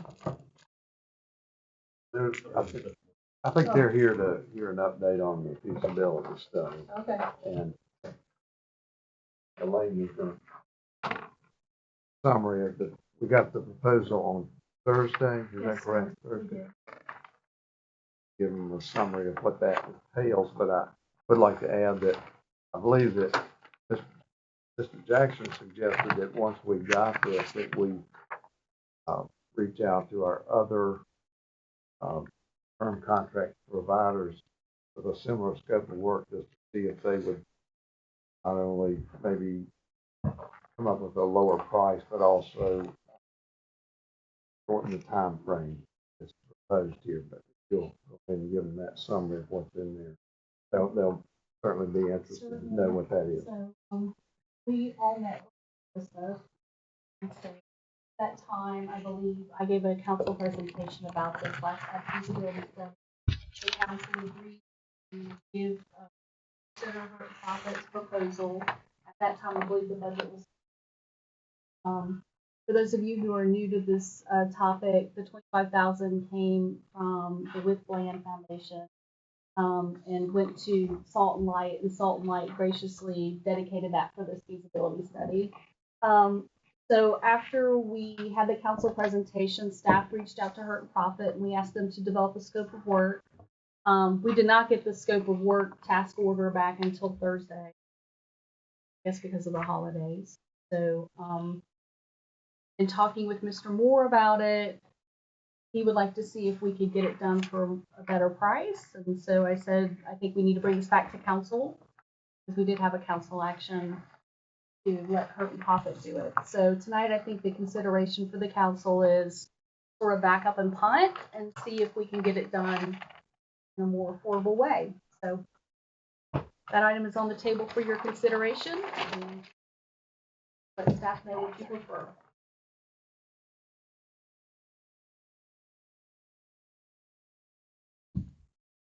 Might also note that the proposal, they have said that they will do items A, B, and C proposal at $18,000, and the remaining items C through H would be provided as they can with the $7,000 that's remaining. So you, depending on what it takes to do those, you may not get all these within the $25,000. And they also say that it will be 3 months from mid-February when they release the document. It would be, my calculation, that'd be about mid-May before we would have a final document. So you're suggesting putting this out for bid? No, we have, well, this is our already determined group of term contract providers. We could ask other providers to give us a proposal thing as this, if we can do it in a relatively quick fashion, give them we give them a scope of work. For all of this included in the 25. It would be not. And not come up. So are they negotiating with us at all, or is it negotiable, or have we already negotiated it? This is just their first proposal to us, a written proposal in that regard. Like, Yeah, Elaine, I wasn't involved in this part of it. Could go back to Hurt and Profit and say, we're either going to do all this for $25,000 or we're going to shop around. And maybe they'll say, we'll do it all for $25,000. I mean, you know, at this point, because we had the committee involved, council members deeply involved in this project, staff didn't want to take any action about this. So, whichever way you'd like to proceed. I mean, I don't know if we're going to get it any sooner than 3 months. Just speaking out loud, I feel like, and Billy might could speak to this, I feel like all of the engineering firms are pretty backlogged right now. So, I mean, we could ask for a quicker time frame as part of shopping around, but you may find that you're still. Your thoughts on it, ladies who are involved, this is your project. Well, the 25,000, we're hoping to get a because we left over the foundation to go through process.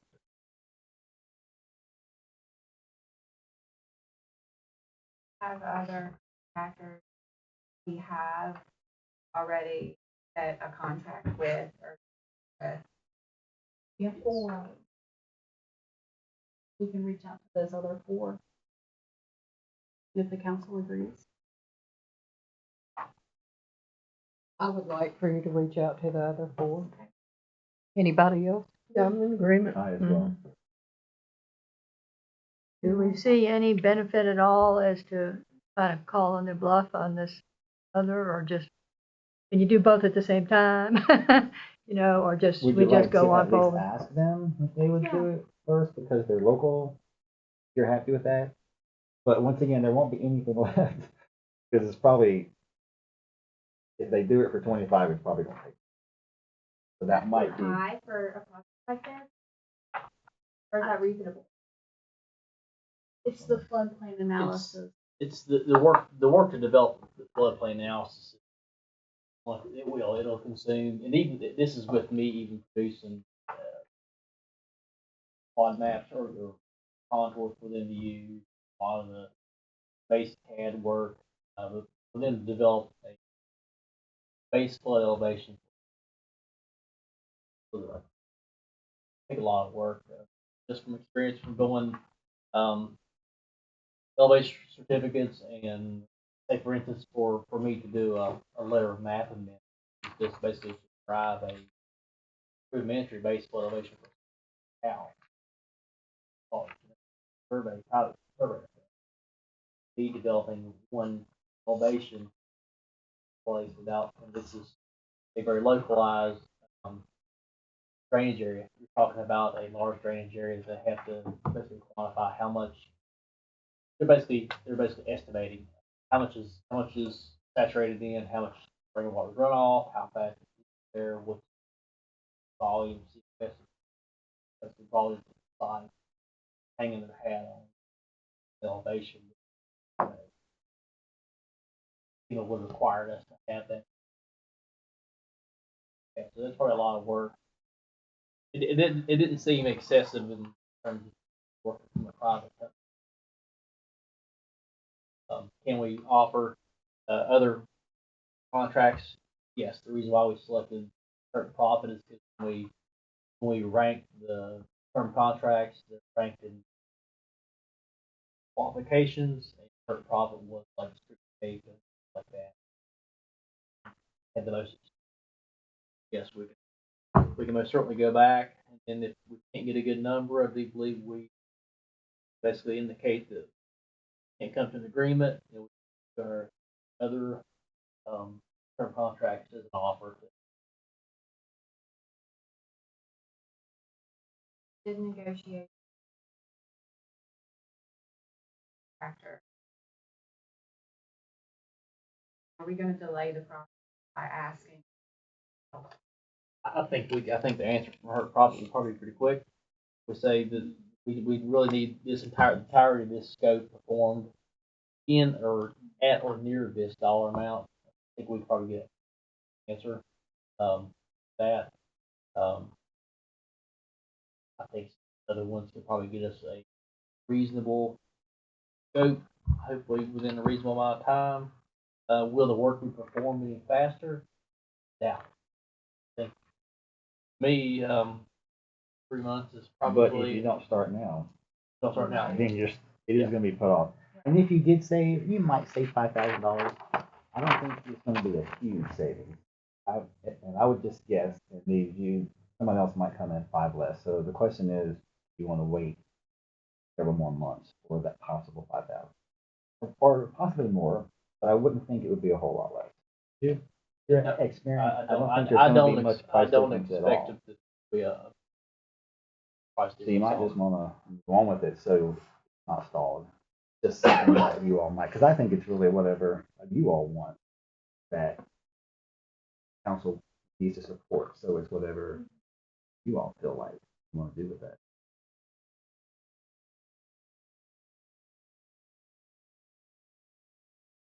quickly, ask if it's negotiable, the line item would that, but agree, we don't play process. We're trying to get them to do the whole thing for 25. That would be, Innovative. For one, it does matter. It is gonna matter in how it's all done when you have the best, and we should be getting the best when we can in these big projects, so that's a plus as well.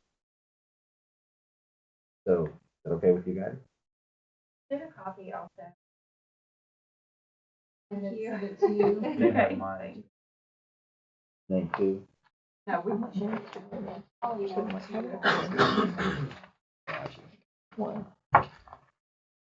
Do we have direction of what we're gonna do next? Staff will negotiate with Hurt and Profit first, try to get all of the scope for 25,000, and if not, then we will ask the other contracts to provide us with something within a couple of weeks. And we'll keep well moved in and go from there.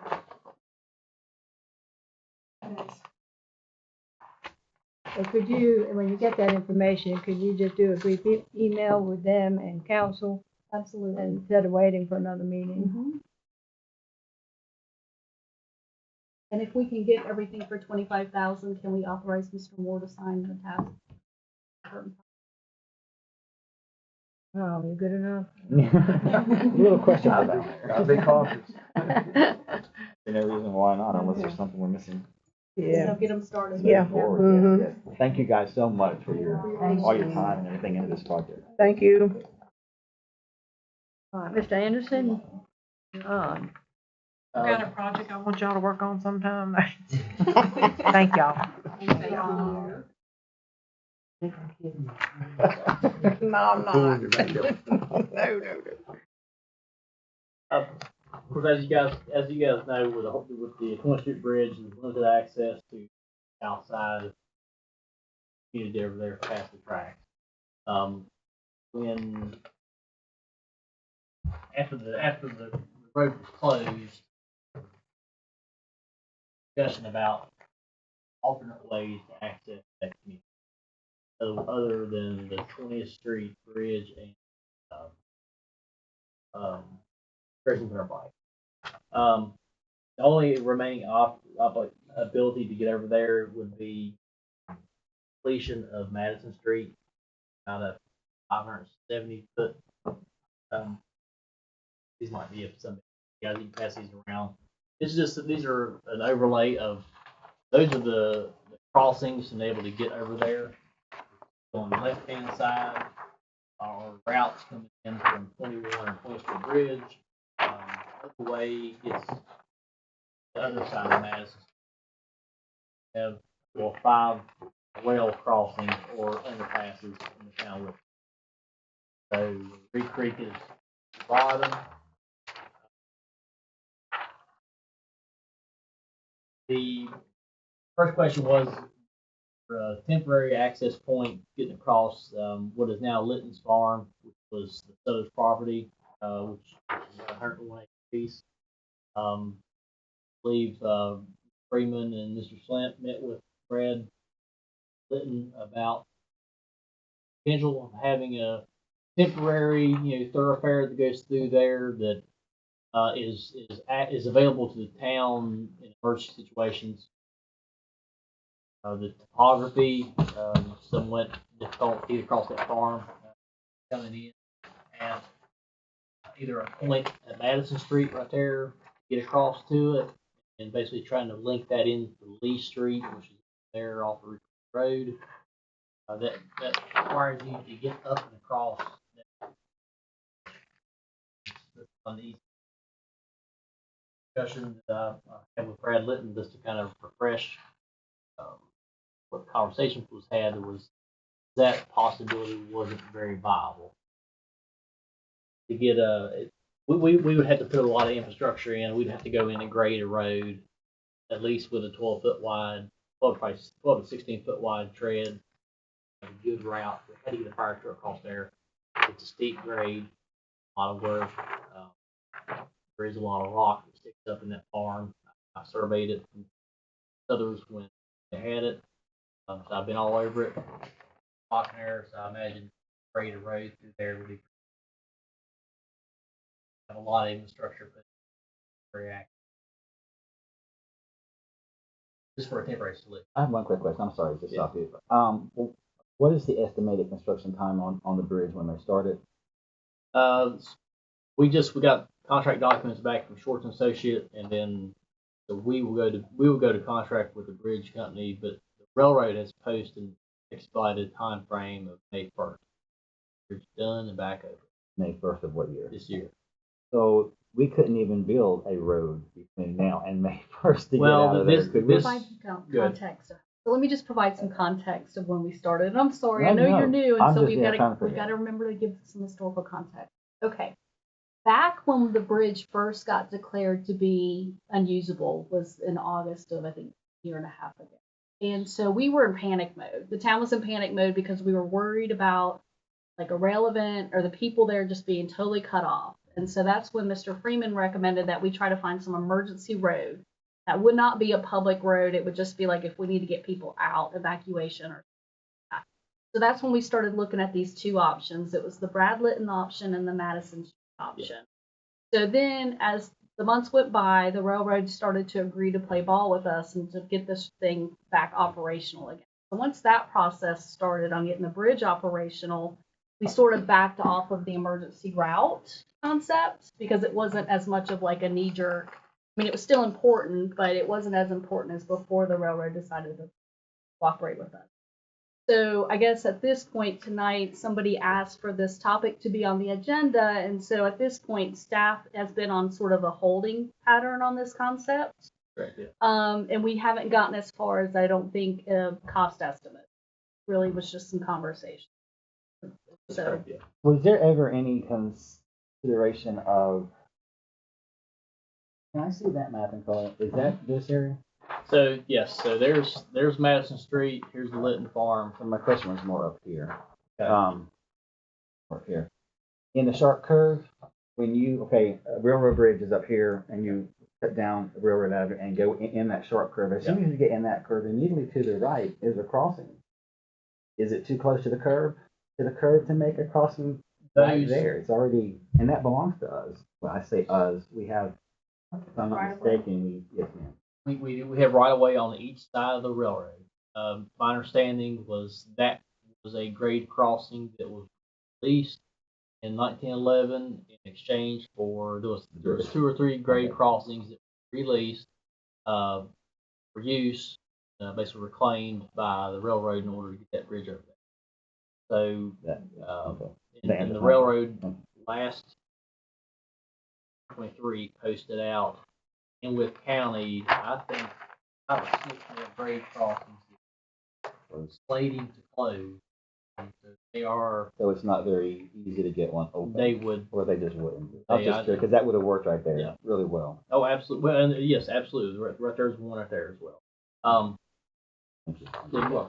Mr. Anderson, would it be possible to ask them maybe, since we are in a little dilemma, if they could either give that back temporarily in case there was an emergency, like Mr. Hand suggests? I mean, like had mentioned that would be a good possibility. And they may, then they may turn around and say, well, since you've already been without a year and a half, we would do this as a thank you for, even though I know Ms. Holton has been, working on it diligently. We could ask to see. They would require installation of some air of guards, even if it's a temporary one. They would require the installation of some air of guards. And the railroad does have mobile, drop bars they bring in and out, but you're looking at some manner of hardened surface to cross it. They'd have to go back in and replace the rubber runners on each side of the track where the hard surface that butts up to the tracks itself. It's just a good. The challenge is just that if the bridge is going to be completed in May, it's going to be hard to get any of this stuff done before. I think we're probably going to be just completing the crossing when the bridge is done. However, maybe we need another crossing. I'm not sure, but in working with the railroad, you're probably not going to get a quick answer. Something that we work with them. The railroad Well, repair? not until this. Okay. For them. Well, My concern is, in the event of a fire in that neighborhood, how are you gonna get, there are people over there who are amputees, and how are you gonna get those people out? Talking about- Because the last fire was on if I'm correct, it was on 22nd Street, if I'm correct. The last fire that they had over there, which cut off the access to getting down to 21. So then what? What happens? What happens if that is completely, if it goes from one fire to the next and it's engulfed in flames? I do not want that neighborhood to be an inferno and we can't get anybody out of there. About your concern, are you talking after the bridge is operational or between now and the bridge being operational? Your Between concern. now and the bridge being operational. I mean, there's only one way out right now. Maybe you can clarify this. I think that even before the bridge went out of service, they didn't use it for fire and EMS controls. So even after the bridge is operational, the only way that fire and EMS can currently get to that neighborhood is by the 21 Street access. So I hear your concern, and I think staff shares that concerns, but I think with the council, to be productive, what you need to discuss, I think, is your long-term approach to that community if you want another route long-term. Because because they weren't using the bridge, it's really not. I don't know. We'll be using the new bridge once it's put in. No, I don't think they're changing the weight limit or anything else. So then we need to come up with a plan to be able to get those residents out if there's only one way for them to access. It was extended Yeah. Madison. Wasn't that the east? Didn't that have to go over a wetland that Well, created a problem? to extend Madison Street, the first idea was to have Public Works start going, filling that up. I think that was an extremely bad idea. Unless we end up with something like the fill area out here off East Main Street. VDOT will not allow us to bring a street in. It's not compacted. We have a 50-foot right of way, a road built in there.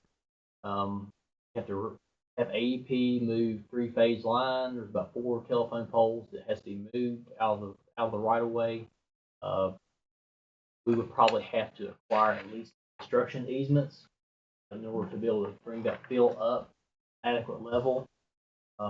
We'll have joint permitting through Army Corps of Engineer and DEQ, working a wetland and a creek to put a pipe in.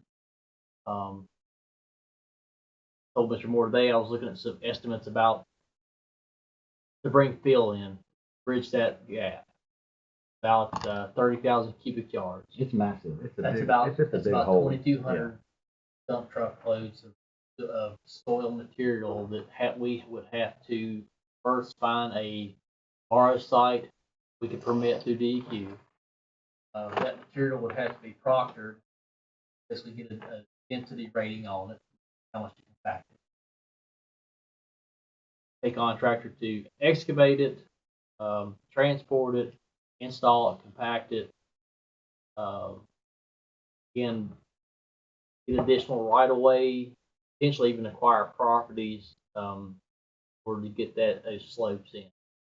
There's a lot of factors that it'll be a long-term project. So my question would be, once the bridge is repaired and we have access across the bridge and Grayson Turnpike, is that adequate? If that's adequate, then do we still need this other exit or this other, because by the time the bridge is done, we're not going to have that road done. But do we want that road, and does it make sense if the bridge is operational? It would be a third point access. Nice. You have limiting factors on that as well. Proximity. So when you're looking at this right here, your far left side, which is right here, Grayson. When the train derailed, you can get a train derailment and every single access point where they're close in proximity to be blocked off. This is an underpass, you have an overpass, and you have 2 surface crossings and another underpass. If some of those are blocked off, relevant if Madison Street's there or not, because then EMS is either going to come from Whippoorwill, which is quarry, or we're going to come down Atkins Mill Road to get in over here behind Boxley. People EMSs will come through Barrett Mill. And will come down and they're going to get on. People, Oh well. fire. Well, the fire. So then just mention that. So right now, we're looking for some way to get across there. In the now, event of emergency. if possible, like right now. And then we're looking at a long term, do we want to do this down the road, this other road? But right now, for emergency sake, do you see any possibility to get a emergency exit before you could build a road? Well, Mr. Linton said that he was still open advance of like a temporary easement, have some work done as far as evacuation of EMS and fire, or excuse me, as rescue, like paramedics. That's possible. Getting a fire truck across there is probably a different story. Across the hill? Yeah. Oh, Lord, yeah, we wouldn't have got it. We'd have got a brush truck up there. We weren't getting a fire truck up Yeah, there. so there is some work room. We've talked to Brad Litton about his farm. It would be limited in scope. The equipment that could be got over there, like I said, it's not going to be on the fire side, but it will be on the medical side of it. So if I'm thinking along the right guidelines, so my question was, the people that don't have access to 21, you've got a group over here, right in here. If the fire starts over here and they can't get out and that fire is moving, how do they get out of there? That's my whole point. As far if you've already got your fire trucks that are coming in off of 21, but my concern are these people that don't have a way out. They wouldn't as of today because the bridge. No, once the bridge is in. Once the bridge is built back, they will have a way out. Right. But right now they do not. No, because was it not on 22nd Street? That was a shed fire. Right. Yeah. But what I'm saying is, it can spread.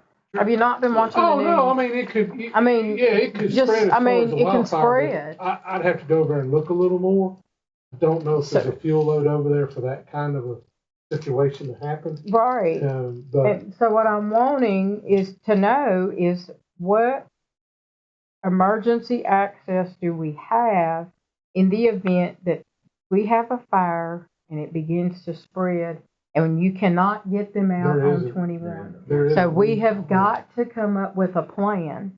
Is the access through Mr. Litton's property, would that help in the event until we can get the bridge back open in May? Yes. Well, we can talk with him. We'd have to negotiate where.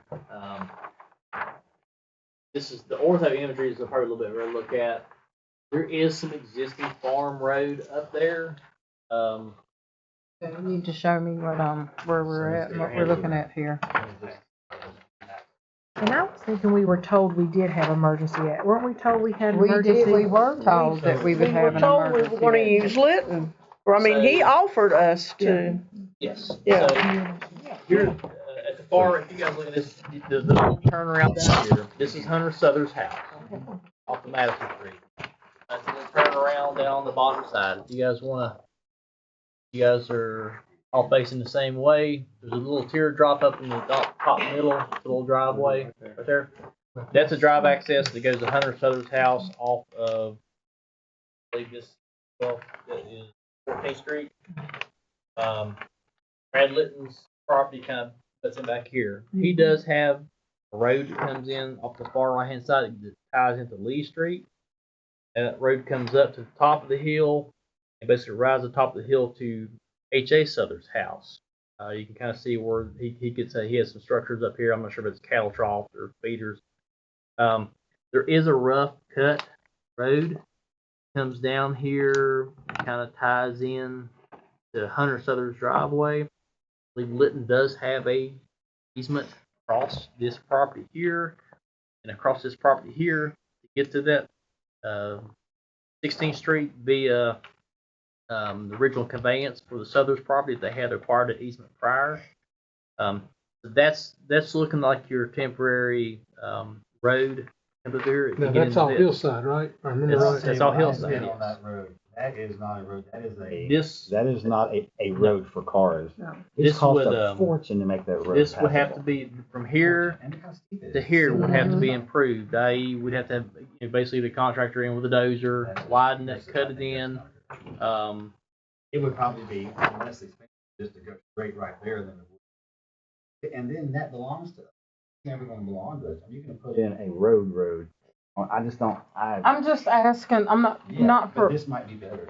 I'm asking if there is a passage, There's not. a right of passage, any, No, there's no nothing. there's no formal So agreement. then, No. why were we told that we had an We were told that, emergency weren't we? exit when we did not? Yeah. We were told that. We were told that. We've got an emergency. Unless Mr. plan. Litton indicated that he would grant it to town solid. You remember that? I remember he said Lytton would grant us something. Yes. Okay. If the town pursued it, Litton would be agreeable to convey the town Yeah. some temporary limited rights, if you will, Mhm. until certain things were met. It wouldn't be in perpetuity, but it would be for the duration of time that we really needed it. So in the event that we really had to get people out of there, we would have to go on this rough. We would either have to somewhat improve that to a point to where our limiting factor is what can a rescue squad or EMS, what vehicle, what would they have to travel across there? It would be very difficult over that hill, frankly. You hit the nail on the head right there. It's a farm road. Yeah, it's a farm road and it's all uphill. I mean, I'll take care of some time. It was like, we took it and went in his truck that day to get around.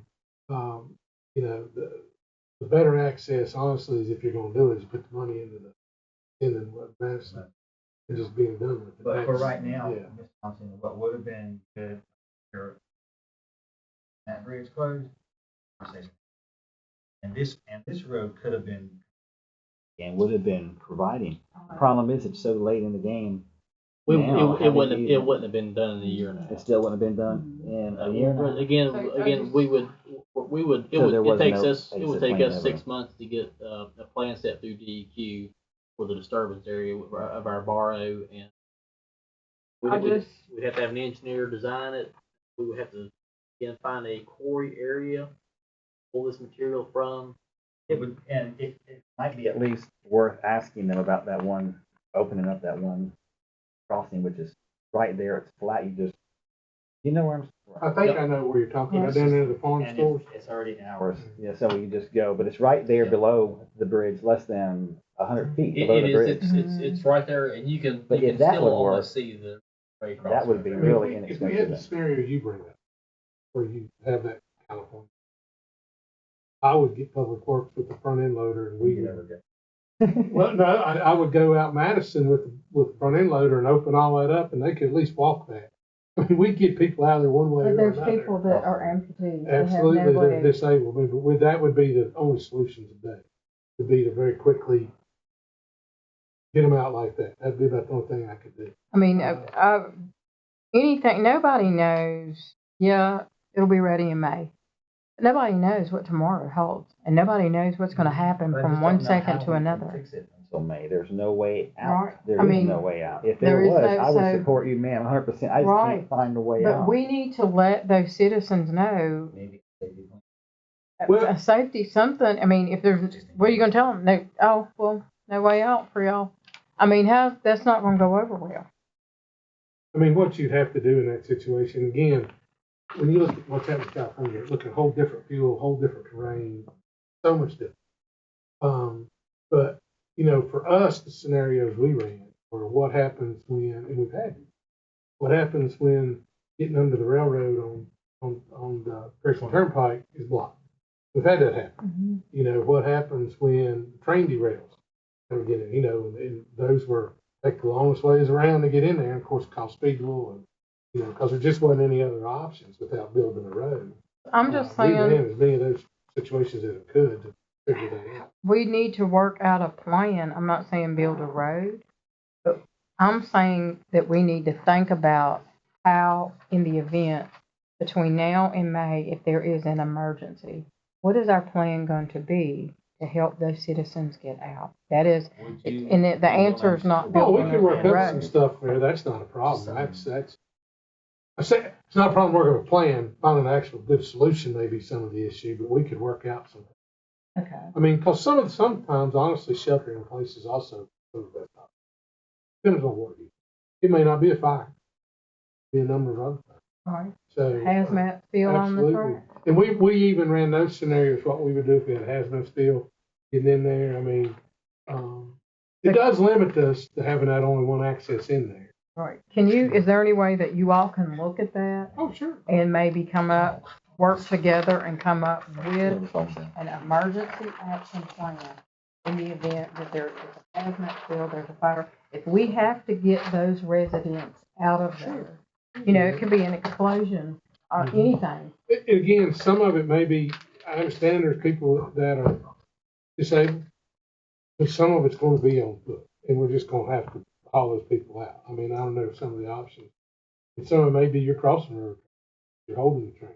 I can tell you, working with the railroad is one of the worst things I've ever had to do in my life to try to, get anything out of those folks. But, you opening up that other crossing, you'll build a bridge quicker and you're going to get that other crossing. They're horrible to have to work. I've never had a good experience. But I think we've had a good turnout. You guys have. Right. We've been very blessed, and I'm thankful for that, because I look at how long it took them to build the bridge back over in Bluefield. They just opened that bridge back up not too long ago, and it took years. Smith County's almost 12 years. Yeah, So- Marion's got the same thing. Right. We're very blessed to have them working on it, but at the same time, my thoughts are, if I lived over here, what to do? Right. What to do? And they are taxpayers. Mm-hmm. That's how the salaries get paid and other things get paid. It might be just a small community, but they are entitled to have an emergency escape plan from their community if something goes on. None of us in this room can say what is going to happen tomorrow or in 5 minutes. Nobody knows. I'm curious if we've looked at anything else off of any other way, and I haven't. Yeah. Any other way off 21. You say limited, again, coming in off of 21, right there where Kit's place on the right, the last little house. I surveyed that place. It runs up on with Rocky Knob there, Rocky Hollow. To get a road in through there, that's the reason why the hill's called that. There's absolutely rock scenes everywhere. I think you're extremely limited. Of course, where Railroad Avenue is now, where the original 21 was, like coming through there, away from the rock, so it'd be difficult to get anything off of 21. You would be tying into the next available right of way. You'd be coming in. Have to cross Cedar Lane. There's lots of other private properties. The closest street right away would be in intersection of Madison and 20th or Jackson and 20th that you're requiring some. The challenge with that is it puts both of your exits on the same side of the community. You almost need an exit on this side of the community, which would be extending Madison Street would just probably make the most sense. Y'all want? I said I can make a request to our term contract to cost estimate. Getting forecasted costs. Again, the biggest thing is questionable. Have to find a borrow source. Or to have somebody that had to spoil that would be free for the transportation of that or placement of it. But we're probably looking at trying to find a borrow source we can pull material from, bring it to. What's that word you're saying? Bar source? Borrow source. Borrow. Okay. Borrow source. A quarry. Soil quarry. You guys okay with them at least getting a? Good idea. I mean, Information. I think we need to And know I for the can future. have Is that them okay? forecast it to be, I mean, it probably a 5 year, and project cost out. Cost. Do CIP project. I go back to, Excuse me. back 7 years and a half, something like this before. We developed, it was just a grassy road, but it was chained on both ends, but it was for emergency egress and ingress, because they only had one road. You proposing we could do that with Madison or making it a whole street? Madison Street has such a drastic drop. We will still have to have a joint DEQ permit in order, and Army Corps engineer to get the culvert work in there. The short answer is not cost beneficial to just do a grassy road, because by the time you get the grade up, you might as well make it a regular street. May I ask a question? I know Ms. Holton's been working diligently, from my understanding, on this project since you are emailing correspondence with them. Could you maybe just ask the consideration of what Mr. Hand suggested about lending, or would they convey that back over to us since we have been that We discussed the at-grade costing initially in the negotiations, and from what I recall from that conversation, they were opposed to that. In fact, we were actually using that as leverage, that we would go in front of a judge and try to get that back if they didn't give us the bridge. And so I think that's actually one of the reasons why you got the bridge, because they didn't want Could to. we ask them maybe for her situation, where that's just an Well, emergency yeah, we egress? can. You want me to draft a letter on our I mean, just letterhead that would and be the send only it reason over? we would ever use it, is if when, that's a last resort. I mean, we could draft a Evacuation. letter. I think the odds of you Who getting you it. can talk to? We would have better time getting meeting with the president. I'm not we would. We can ask Miss We can Atkins. ask, we We're happy to absolutely will, ask. we will. But I Yeah, think I just- something formal would be good and not just a phone call. I mean, if you're gonna go all the way, you might as well try to ask big, and then they may just say, okay, y'all put up with this so much, and even though we've been, nice about it, we may just give it, I mean, it's just an option, but, Absolutely. Will it cause Thank any you. problems, a delay on the bridge? I don't want. That they are, Norfolk Southern has entered contract with the bridge. They are under contract. Ours, Steve signed the notice of award this morning. That'll be kicked back to them with them to agree to and basically get back to us. The company is, they're already in the process of acquiring material stuff for the railroad's portions.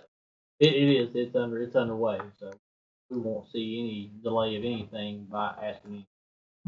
So that is underway, and we're looking at May 1st. I haven't heard anything. That was the date specified at the mandatory pre-bid. I asked the question via email a couple weeks ago after they had selected a contractor. Clarify they had this is the engineer over the project. If they had changed the specified date, it was said that the meeting on that. So I'm assuming they still firm first. I would say they're probably fairly rigid, being that there's so much scheduling work, because they do have to stop and start trains, give windows of work. So I'd say that's probably a pretty lengthy process to get the schedule set in place, and they do not want to change. But weather will impact it, so we have that to consider Yeah. also. Weather, Weather, hadn't been That's what I'm freezing saying. your tail. It's possible. Thank you. Thank you too, Ms. Holton. And thank you for looking into it. I appreciate it. I'm going to move forward, presentation by Director of Parks and Rec, Josh Sherritt, regarding a Parks and Recreation Master Plan. That's it. Very good. I put this in I asked for this to be added to your all's packet. I've included 3 documents. One is just a staff report on what is a master plan for Parks and Rec and how it could benefit us. The second document is a memorandum from our Parks and Rec Commission asking for those funds to be allocated towards the development of the master plan. And then the third is a potential MOU with the Mount Rogers Planning Commission and the River Valley Regional. Let me back up a little bit on this just to provide some historical context in that is last year we requested funds within the CIP for the development of a master plan. At that point we had reached out to the Mount Rogers Planning District, and they were that's not something they had done before. They had not developed a Parks and Recreation master plan. So they basically said, nope, sorry, that's not something we can really do. So at that point, we reached out to other groups.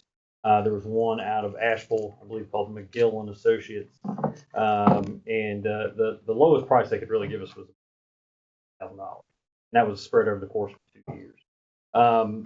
Thanks to Elaine and her help with that this year, we reached out to the River Valley Commission. They have had an abundance of experience in the development of master plans with, and if you would like to look those up, I can send you those links, but through Pulaski County Parks and Rec, Radford City Parks and Rec, Montgomery County Parks and Rec, a lot of those down that way. And they have been willing to partner with the Mount Rogers Planning District to, one, give them some experience, but also to help us complete this task. And so that's why we were able to move forward with a much cheaper option, or requesting the funds for a much cheaper option at this point. So now that we've kind of caught up on that one, what a master plan is a master plan is the development of a plan that outlines our objectives and direction for the Parks and Recreation Department. To put it in short, it is a proposal, it is a roadmap for continued growth and the evolution of the Parks and Recreation Department, with the direction being given by Town of Wytheville citizens.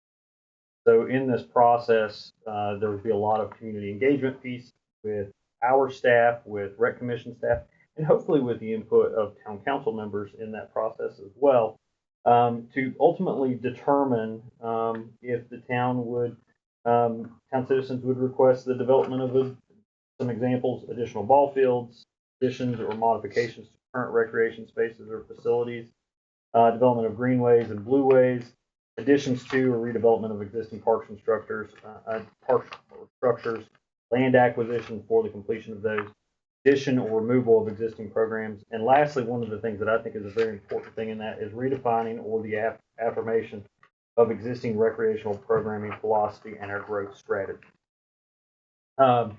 So again, during this process, we would engage in quite a bit of community interaction with that on how the community would like to see us grow, and that would be done through a variety of ways, either online surveys, in-person surveys. They've also told us that they would attend local football games, if that would be something that would be important. And then after that point, we would go forward with the actual development of the plan, prioritizing that growth and development, and then a plan would be submitted to town council for approval or adoption, basically just supporting that growth and for how we proceed forward with our plan. That also helps with a lot of grant funding, is we've done the community input piece of it. We've got the feedback or the approval from our governing body that says, hey, this is a good idea. We vetted this. We think it's a good idea. We think this plan is solid. And so that helps us when we're going for, and no offense to the smaller grants, the $5,000, $10,000 grants, but it helps us when we're going for the big grants because we've done this process. The only caveat to that is that sometimes in these, the people that are the loudest in the room may find that they're a minority because we've done the survey of the other 8,000 people within the town of Wytheville. So while the development of new ball fields may be a priority for some groups, it may not be the overall, we may not find that to be the number one priority. It may be the development of bike paths, just as an example. Good question. I just want to ask real quick. So how does this, or does it tie into the county rec? Is this just Wytheville? Town of Wytheville. So what? All of the ball fields, that's basically school, which is county. So my question is, why is the town why wouldn't we partner with the county on this? Because with county schools is all the sports, all the balls, that's all through the schools, which is supported through the county. The town doesn't, the town does not, do anything with the schools. I'm not saying that these fields are strictly with the schools, but that's where all the kids are at, and that's all county. So I would just be interested in how much that, the town would expect to invest in ball fields when we have a county rec system. So I'm just kind of curious how that falls. We may have more money there yet. We have, the way that works right now is we basically maintain within what, for example, the Scott Memorial Field. That is the only lit ball field that we have that's capable of holding football or soccer. The town maintains that. The county school system allows us to use. Same with our WCC ball fields. They've allowed us to maintain everything within the fence as long as we get their approval first. So as far as the development of that is it's for our town citizens, for our kids. That's why we would look at the development of those ball fields with them. So there's 27,000 people. A lot of those kids are in the county. I'm just wanting to make sure, who our tax dollars are going to serve, because we're serving the. Also, to purchase land and do these fields, it's a lot of money. Oh, it is. So my question is, why is it costing $60,000 to put a plan together? What direction you want? It just seems excessive for this master plan. What are they doing for 60 grand? Well, and that's the good thing about this one is what we have been able to secure here is with the development of this plan, it would cost the town 30. The remaining 20,000 they would give it that would be covered by the New River Regional Planning. So the total cost in this would be 30,000. But still, what takes 50 combined to put together a plan? What is the plan that takes $50,000 to put? I think it's the development piece. There's so much citizen input involved in this. How does that cost money? Well, as far as their staff, their time, their development with that. One of the things that helps when having a certified planner lead these, as opposed to maybe having staff, so say myself leading this, is I don't want it to essentially turn into a gripe session, where people are coming, hey, I'm not happy with this, I'm not happy with this, I'm not happy with this. And I don't want staff to feel that, hey, I need to defend the decisions that we've made. I would like for it to be a directed conversation on what they would like to see as the growth for the department. So the $60,000 is paying people? Yes, yeah, It's just a $30,000 cost to the town. Well, it's 30 to the town, but it's still 50. Even though we're not paying all of it, they're still charging you 50,000. And my question is, you might want to make sure you have the support to build these ball fields and all that money long term before we put in 30,000 for a plan. I'm not saying just a ball field, but we have some big items coming up. A new police station, possibly. There's some things on the table that are big ticket items that are infrastructure for the town. And this would be to determine if those are what our citizens want. Like I said, they may decide that more ball fields is not what they're interested in. They may decide it's more senior programming. They may decide that it's more preschool age programming. Those kind of things.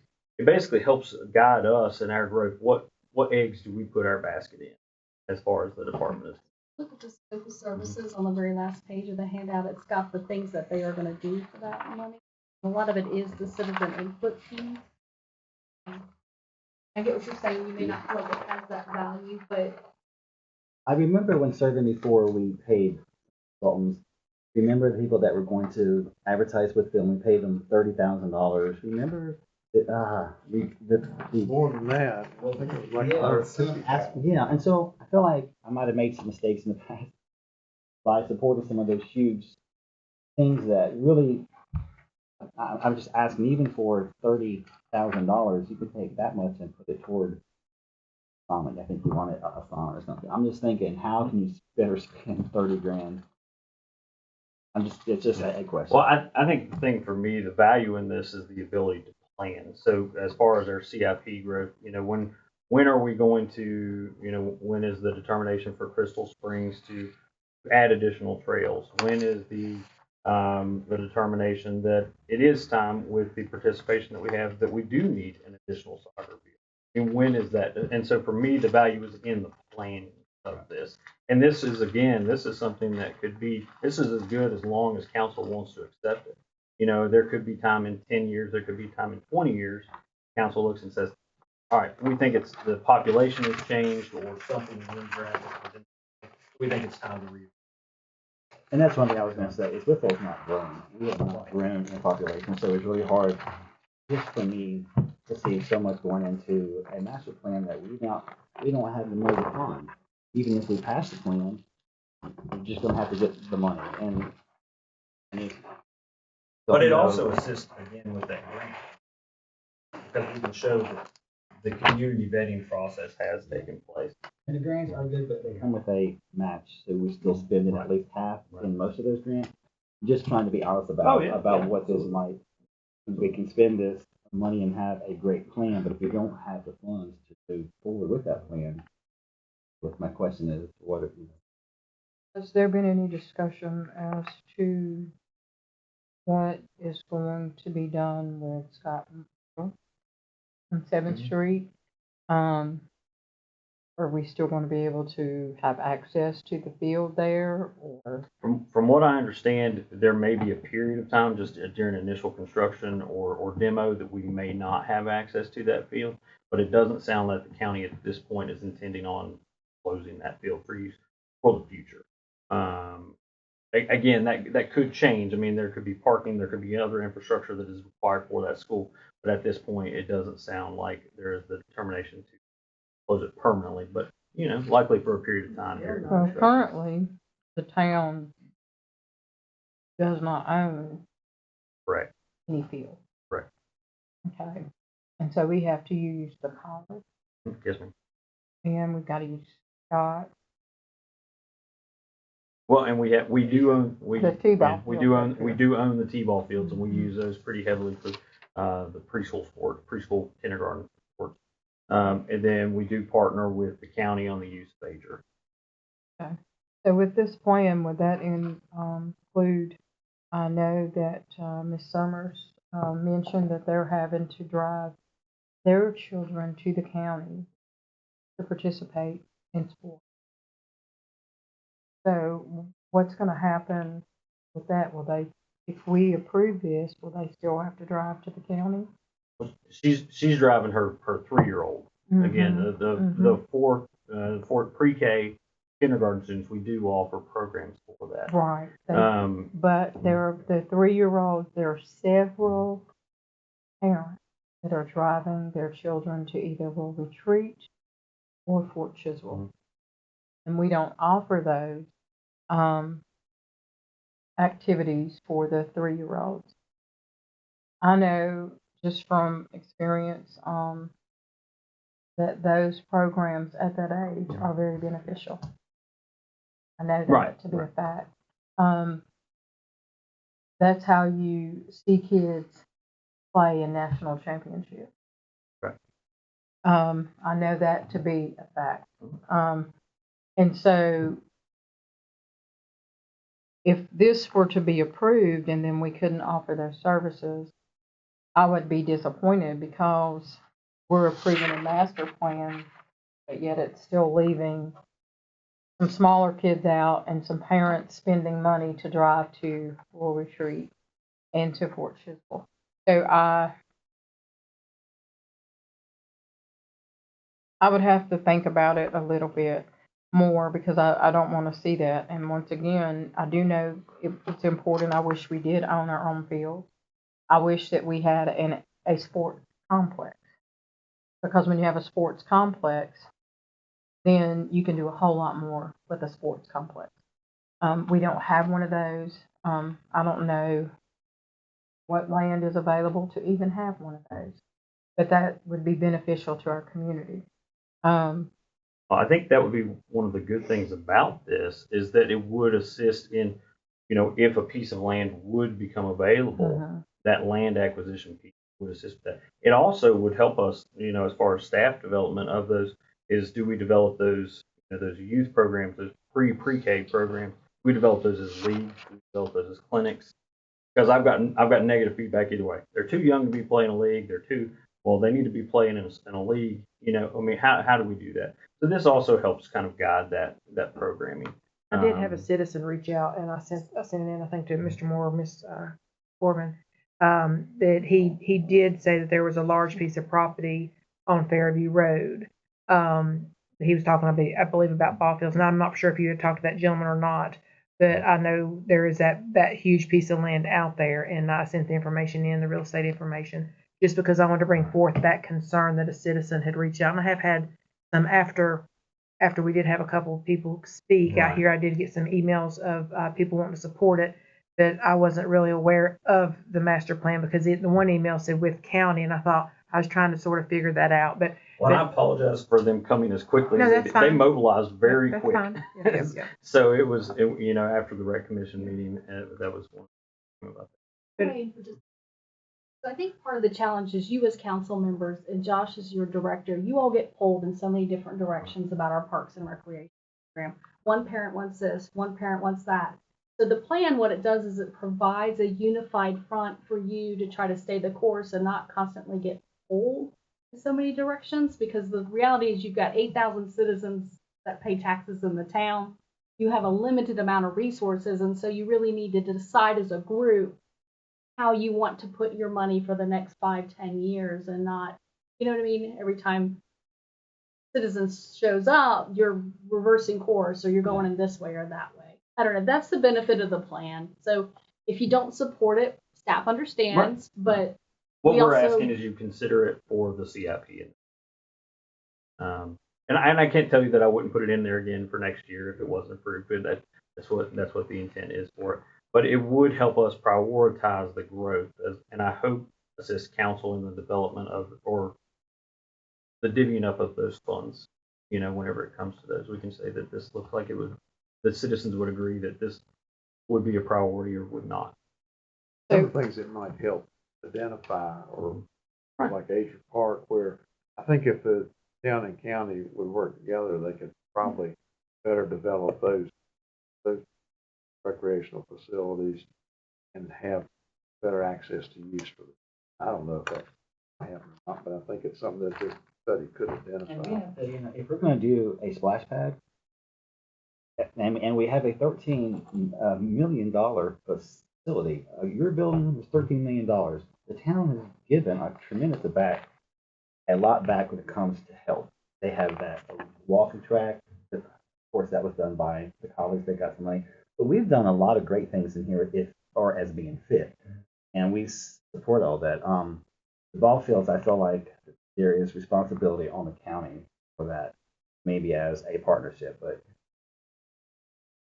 that's just, and there's, as you said, 8,000 people here. A lot of those people don't have kids. And they're not going to be supporting all these funds going for these fields when schools have fields. We're not growing as a community. We're just staying where we are. So I like to look at it and spend some time with it. But well, and again, it doesn't mean it would be specifically for the development of ball fields. Again, that could be the bottom of the priority. It could be additional trail development, or it could be additional park development. And that's where we have to decide how much do we have to spend. All the parks parks of view. We're not shy of parks. We have grounds all over town. I just thinking cost wise, as I was buzzed and I dream big. I love to dream big, but this council has kept me in my place when it comes to spending money before, and I could just say that's probably going to be a factor for the people in the town. However, it's just one person's opinion. Josh, in that study, I mean, what are they going to give us back? I mean, are they going to tell us that this farmer is about ready to retire, and he might be interested in letting the town have some of his farm or something like that? So what they'll do is they'll look at current trends. They'll look at current trends and growth. Again, I'll go back to the ball field example. That's a good one to start with. But soccer is a heavy growing sport. Is that a nationwide trend? Is it a statewide trend? Is that just this area? I mean, is that where that growth comes from? And then so they'll determine, hey, this is your pattern of growth over the last 5, 10, 15 years. And then they'll say, based on that, this could be your pattern of growth for the next 5, 10, 15 years. And within that, they can say, hey, we anticipate your program growing by this much or this much. And it also depends on other environmental factors. Is there a new factory that comes into town? Is there something that would change. I mean, that could alter that course. But within that process, then they could say, based on that, we anticipate you needing at least 2 more soccer fields in the next 20 years. And within the next 10 years, we anticipate this piece of property or this piece of property coming available. And if that comes available, maybe it does allow us in our CIP and our 5-year plan to have money allocated towards the potential purchase of that if it were to become available. And so that would be kind of how that's determined. And they would look at tracts of land based on how much size you need for a soccer field and parking lot for 40 cars. Just don't see that cost. I can do that for you. Great. All right. That piece of it. I'm just saying that's no. I can't do it all, but I'm just. It's so much money to pay for a study, and we don't know if we're going to do anything with it. So then we're sitting on this study that we may or may not do something. Right, and again, it's not just that; it's the community input piece that is the valuable piece. And there's quite a bit of time and focus placed on that. That would allow for that. Do we have a big issue, or you just? I mean, we're not having issues. I'm not saying this maybe not lead to expansion. This just provides a direction for our development. But and again, it's where do we want to put the money that we do have? It helps us prioritize that. Josh, do you think there's any other funding source for this study? Possibly. I mean, with the $20,000, that's a big portion of that that could become available. This group may be aware, the New River Regional Planning Commission may be available, may alert us of some of those things. It could also potentially with Bland Foundation grants could become available for that. However, I don't know. DCR have anything like that? Possibly. They look at a lot of times more trail development, not planning development. So they may be willing to contribute something if we wanted to develop a dedicated plan to Crystal Springs growth, something like that. That would be more where you'd see that DCR development. I was thinking if we could whittle that number down, it doesn't seem so massive a thing to try to tackle. Understood. How long would it take for them to do their study? So is it something we can break up into this fiscal year? We would be billed based on what they execute on. So at that point, so we anticipate this total from the initiation, if this was approved July 1, to be complete and a deliverable product with that by December of 26. So we could have it completed at that point. Now that's spreading out over potentially 2 years. But again, we would be billed as tasks are complete, up to the $30,000. December 26. So everything that you were budgeted for 24, 25, have you used all of that money? At this point, we're in the process of some of the jobs. I believe the big one that we're hoping to finish up in March, depending on weather, is the replacement of the gutter system at McLean. Are you going to finish to the good, or is it going to take all of it? I don't know that it will take all of that. I don't know. The problem with that one is there's so much concrete work involved. I don't know how far they'll have to go. They did give us a high-end estimate on that, but it just depends on how much they actually have to chip away at. Because I was going to say, if possible, I don't know, if you had money left over, I don't know, Mr. Hand, what you think, if they have money left over, if that money could go towards that. I don't know how that works. I would have all these departments will have money left. That's a guarantee. That's because they're all padded, which they need to be padded. Mm-hmm. Is that fair to say? Mm-hmm. Right. So it's nothing wrong with it. Right. But that's just the way it works. It's still, what can you do with $30,000 for this town right now? What could you do with $30,000 to do something for this community? All that you're going to get is a stack of papers that you may or may not act on for $30,000. I don't know. It just seems like just one thought. I wouldn't be ready to support this just yet. I think I'm so new on council. I haven't seen budget requests. I have no idea what people are going to be asking for and what we have to do. I think it would be irresponsible for me to support this until I see what the budget requests are for the year, and if we have the extra money, maybe if that's okay. Right. But I would like to see kind of where we are, because I'm so new, I don't know. Well, and that's what I was kind of caught off guard by how quickly that group came. So I thought it was only fair to be able to come and say, here's a little bit of background on that. And again, that group that came was very heavily athletics Yeah, focused. you look at 4 or 5 here. Yes. Yeah, they But were. there's 8,000. That's the question. Right. Is it packed full? Are the people Right. standing outside? Right. Then that's when we say, yes, I will give you your $30,000 if you pack this house for me. I promise you. I'm just telling you because that tells you all those people are interested. But when you have 3 or 4, you just have to be careful that, those 3, 4 aren't so loud that we don't hear everybody else. And that was expressed to them as like, just remember what you're coming to support may not support your project. So it might support something else. And so I hope that was clear because I don't know how I could have said it any clearer to them. But again, that doesn't mean that they heard that. So you will see the CIP item with a whole other list of CIP items as part of the budget. Thank you, Josh, for coming in. Yeah, and I was Billy. I was just gonna hang out for the. Yeah, we're gonna skip, seeing as he's gonna help us with this, we're gonna skip over to, where did you go? Sutherland Memorial Fund. L, thank you for coming. He's not leaving. L, oh, you're welcome to come anytime. We enjoy having you. Thank you so much. Now. We appreciate the support we like for communities. Yeah. Thank you. So we're gonna kind of skip down to L, while Josh is here. He wants to help answer any questions or whatnot, but discussion regarding a request from the Wythe County High School swim team, and I think we all have there's an email packet.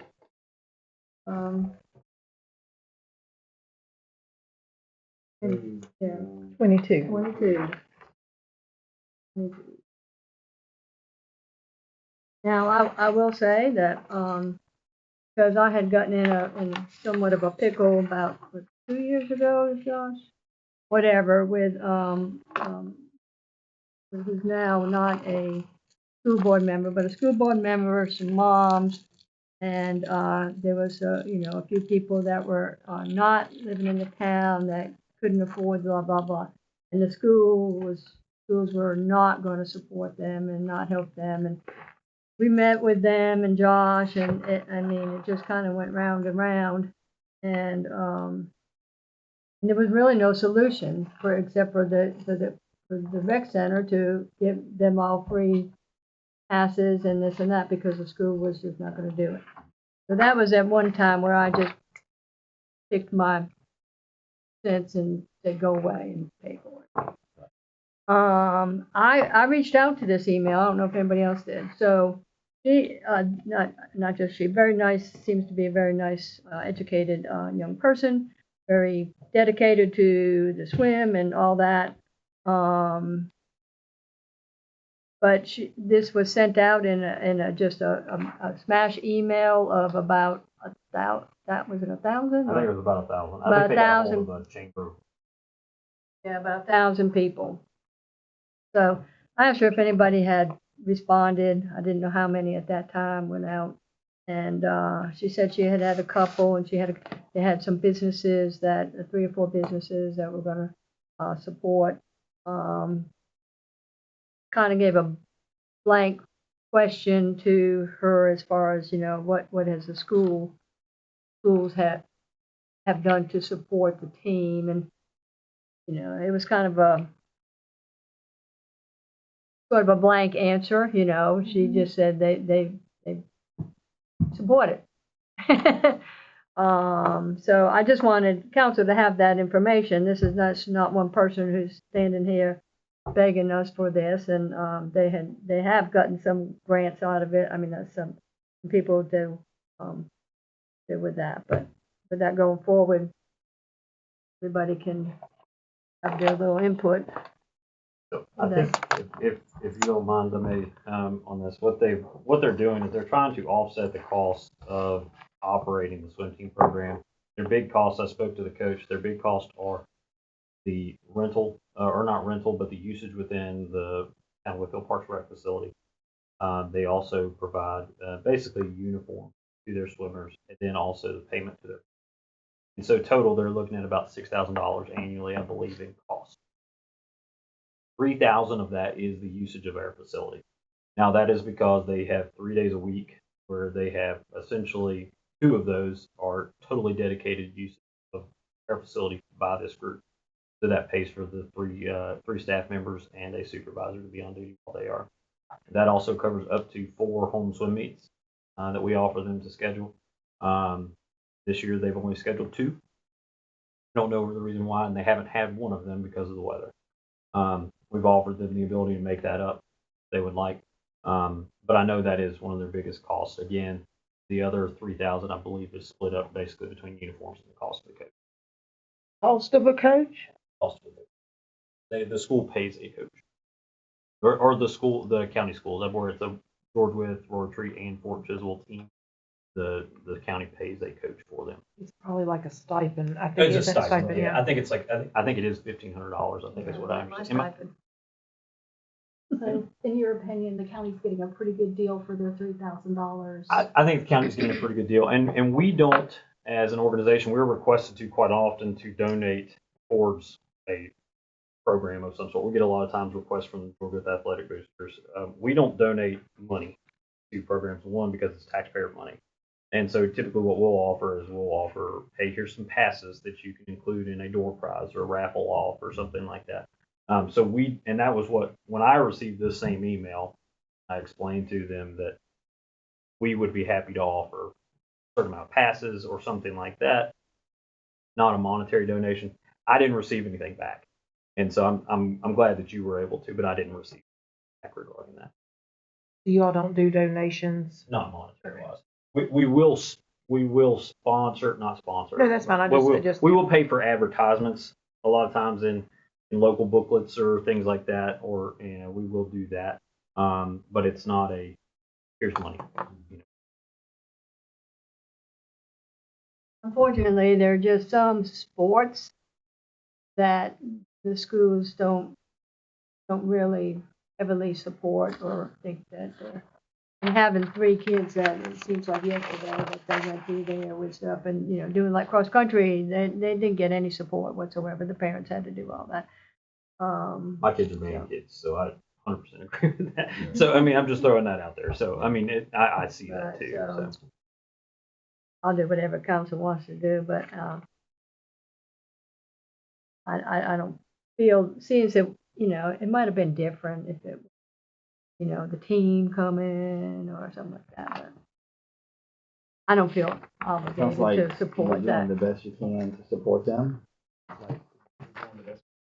If we're not, then you can tell us if you think we're not. I feel that. But if you feel like we are, then I feel like that's what we can probably do. I feel that it's very fair. And again, if it wasn't exclusive rights to the pool, maybe it would be different.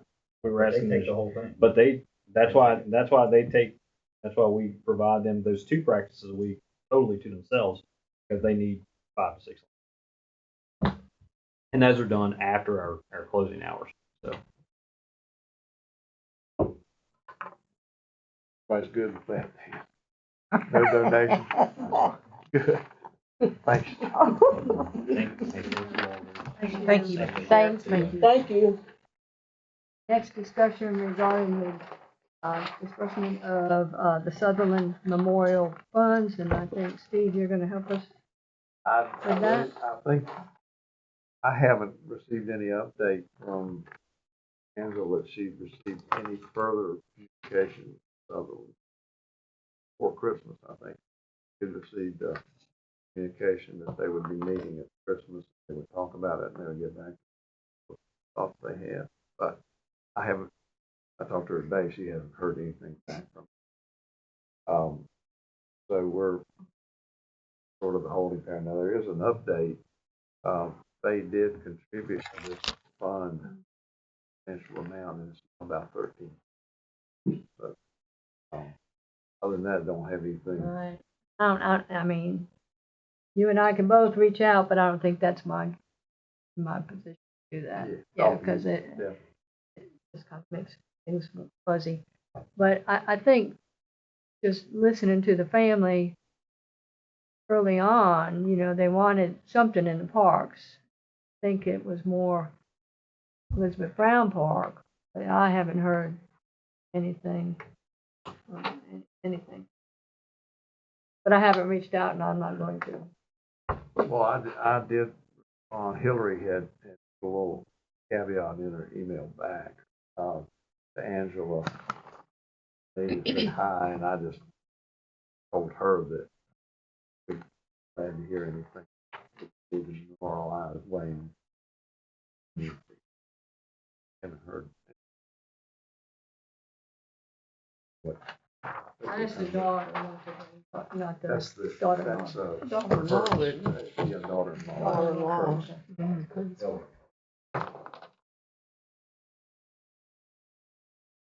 There are a couple things, Dr. Taylor, that I would like to talk with you about, a few thoughts for that maybe they haven't thought of. Maybe, okay, we'll just catch up on some things that they might want to, kind of hard to figure, but that's enough money to do something very nice. We could do a very nice, also, what and where, but, Yeah. I actually went online and what towns have done for people like that, and just seeing receive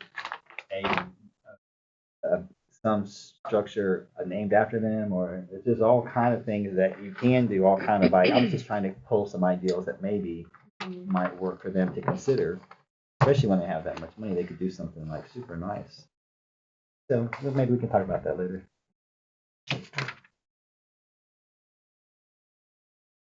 Continue to review of the town council rules of procedure, and Corbin has all that in here, and why don't you just kind of tell us what we're looking at?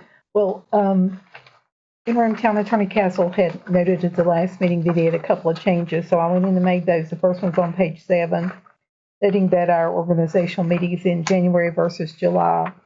And they also on page 11, to show that we vote by a voice vote versus a show of hands, whether we're doing a roll call vote or just a normal vote, it's by a voice vote. And then the rest of them are the exact same changes that you saw at the last meeting. And those basically came from Blacksburg. For the role, for the duties for the mayor and the vice mayor. And then on the very last page, we have some additional proposed amendments. Those are regarding contacting the media, your conduct on town boards, commissions, and authorities, and then the endorsement of candidates and campaigning during meetings. Number 11.4. Yes. Where it says the mayor or the vice mayor in the mayor's absence. Go the next, go down under mayors, go down to where it says can speak to, it should be news. Yes, I changed that today. Okay. Yes. Okay. All right. But thank you for pointing that out. I appreciate that. I'm not trying to be funny, but I just didn't want it. Right. No, the mayor actually showed me that today, and I've already changed it. But you can leave this in here or change anything. Does it really, whatever?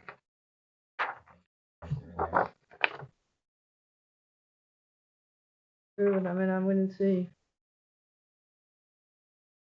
Right. It only tells you what the mayor does, but you know.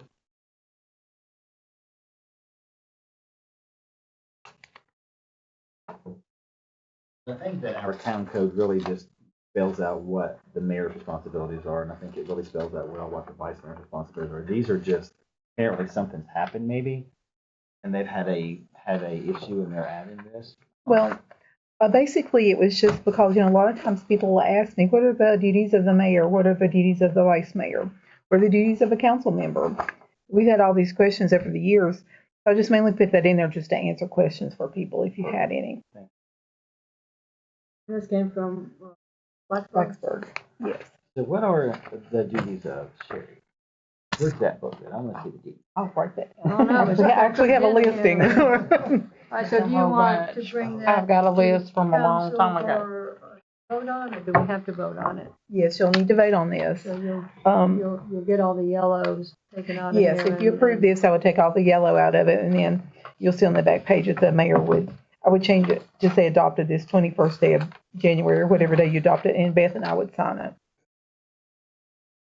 So you're okay to approve it tonight, and we would take all the yellow out.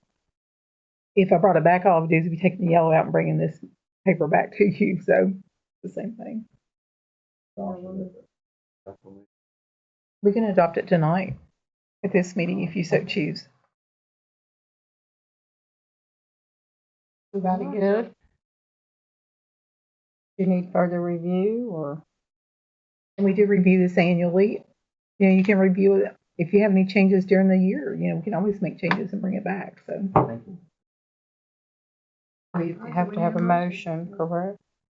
So, I make a motion that we adopt the town council rules of procedure. Then we have a motion. You made the motion. I'd like to say that. Motion and second. Is there any further discussion? Here or none, can we do a roll call vote? Patterson, aye. Johnson, aye. Atkins, aye. Right, Miss Carrie, okay, you got it. Thank you very much. I appreciate that. Thank you. All right, let's see.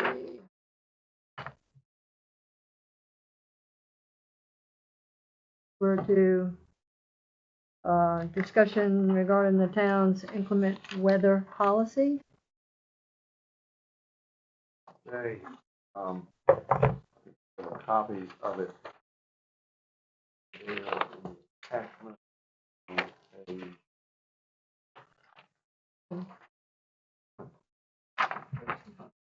a 3I, which is page 20.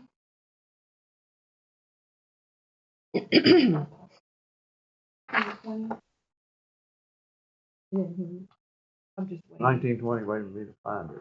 Do you mind if I talk about it? Yeah, you can You talk don't about it. I know, once again, I had, brought up inclement weather, I'm sorry, before in the past. And I think we've touched bases on it a little bit. I did talk to Mr. Moore, and I'm sure probably some other people have too, about trying to do an inclement weather policy, better clarification for this, because before I think it was like some people know about it, some people don't know about it. Are you a little bit fearful that you might have repercussions when you come in later at departments? And I just think that council, we could look at this, do a little bit better, and go ahead and implement it, to give some type of clarifications on like codes. I know the school has codes. I think I may have shared that. I don't think we don't not need to come to work unless it's like the town manager is actually here, because you know some of us work, some of us may be out of town visiting, but maybe come up with a code. My one thing is like, you know, today come in, no reason not to come in. The one day that really concerned me was the Monday when we had ice. I just think something like that we need to give the employees. I know we have public works that has to go out. I know we have fire and EMS that actually is out. I know that they have to go to work. And I just didn't know if there was something we could look at and say, because some employees will be like, I know, for instance, when I worked here for the town, it was really, I know there's policy, but it was sort of frowned upon if you came in late, just to be honest with you. I think we need to be just consistent with departments, you know, give the town a little bit of time to clear the roads, employees time to get their vehicles. I know they need to go out and start them early and things like that. Have it become light in 4 bad days like ice, as it was a couple Mondays ago, to give them consideration to get here like at 10, you know. And then if it gets worse throughout the day, the town manager still give him that call. There are ways to pay online and things like that. But we do have some people that do live out in the county. I am fortunate enough to live in town. I do take advantage of the town clearing of the streets and things like that. But unfortunately, my car is not all-wheel drive nor four-wheel drive, and that is on me. Not everybody has an all-wheel or four-wheel drive, but I just think we need to come up with a better policy of a time limit if we have ice, something where all employees, certain departments listed, the ones that accept have to be out, can come in at like 10. You know, Ms. give it, Atkins, it looks like we already have that. It looks like they're allowed to come in 2 hours late and they can take comp time, or I'm sorry, they can take annual leave. Are you wanting it to be different than the 2 hours? well, because after that, if you can't come in by 10, you probably don't need to come in. right, because right, and I feel, I'm not sure. right, But and it says that already. well, no, I'm just and curious and what I you want us to actually change about it. and I completely understand that, but there are some departments that may not realize that this is an option. I'm saying give everybody the opportunity to come in at 10 on like ice day. Except for non-essential personnel. First, in order to be able to do that, you have to determine who's essential and who's non-essential. That's right. That's why we're having. That's why That's why I want to have the discussion. Right. We have to, and I think it spells out who is essential in the last paragraph. It tells who's essential. So then non-essential personnel, who is that going to be? And if it is a icy day, can the town manager make the call and say, well, the town offices or the recreation center will not be opening until 10 o'clock? So does it have to specifically say 10 o'clock? Says the town manager may, at his or her sole discretion, open a facility department or service late. And the thing is, I was going to ask, how much problems have we had with this in the past? Because when I was on council for 4 years, I never heard a word about it. Never heard anybody complain about it. So my question is, what's driving it unless there's somebody who's having a issue? Because right now they're allowed to come in late, and if they don't know the policy, we can let them see the policy, but it's there. It's been there for a long time. So I don't know that everybody doesn't know. I think they may know. It's just some people, I would just ask Mr. Moore, who's been here for so many years, did you see a big problem with this policy or any of the? Well, Can I throw in something before Mr. Moore answers that? Before in the past, as I can speak from experience myself, some departments are allowed to come and go when they want to, depending on weather and things like that. I know for a fact when I worked for the Treasurer's Department, even though it was in policy, you weren't late. I mean, you weren't. You just weren't. Well, and like I said, some management is not over the policy. So if the management is not adhering to the policy, that's a management issue. It's not a policy issue. So we need to make sure our managers understand this is in place, it's allowed. But I don't, like I said, if there's been complaints, I'd like to know what they are. But if it's not broken, I'm just going to ask, why are we trying to fix something that may or may not be broken? well, If it is broken, I want to understand why so I can help, but I don't see how it's broken at the moment. I don't know if anybody feels comfortable elaborating on this. It's worked with the town before in the past, that's still working with the town before in the past, that was here when I was before in the past. That there were for years that some supervisors did not follow, and it was allowed. That's what I'm saying. Hopefully, all of that in the past, though, is gone, and now we can let them know. But I mean, but what's happened in the past? I don't know how we can fix. We just need to make sure our staff understand we have this policy in place, and they're not over the policy. So it's not a town management cannot tell you that you cannot come in late. We have a policy that says yes, you can. So it's just making sure the management understands we have a policy, but I don't see how you can change it. I think it's talks about. Can you I have to work can I and- finish my little thing? Yes, ma'am. Was it, I mean, before it has been an issue, I know, and I just want to make sure that it's clear to everybody then, regardless of supervisor, because that employee was here up until this year. Now, I don't know if it happened since. I do know, I think there was some questions in the comment boxes before, if I'm not mistaken. You know, and I just wanted to bring it to your all's attention. I just think that there either needs to be more clarification. I don't think everybody understands completely, because I know at the time when I worked here and it was not clear. You weren't, really. I'm not sure if this policy was in place when you were here. I think it was a very strict policy. This always been, I think this has been implemented in the last. I can't recall when it was, but that particular policy has been in effect for a long time. I believe it has. Back when Holly was here. We as council, go ahead and see as we're having this bad weather back and forth, just send it to all the managers and whatnot and say, look, this is our policy for everybody. And that's what council expects, and then it should never be a problem. I sent it to the department head, Mr. Moore got here. The department heads are aware of it, and I believe I asked them to touch base with their employees and discuss it with them. I'm happy to see if I can find that email when I sent it and send you all a copy.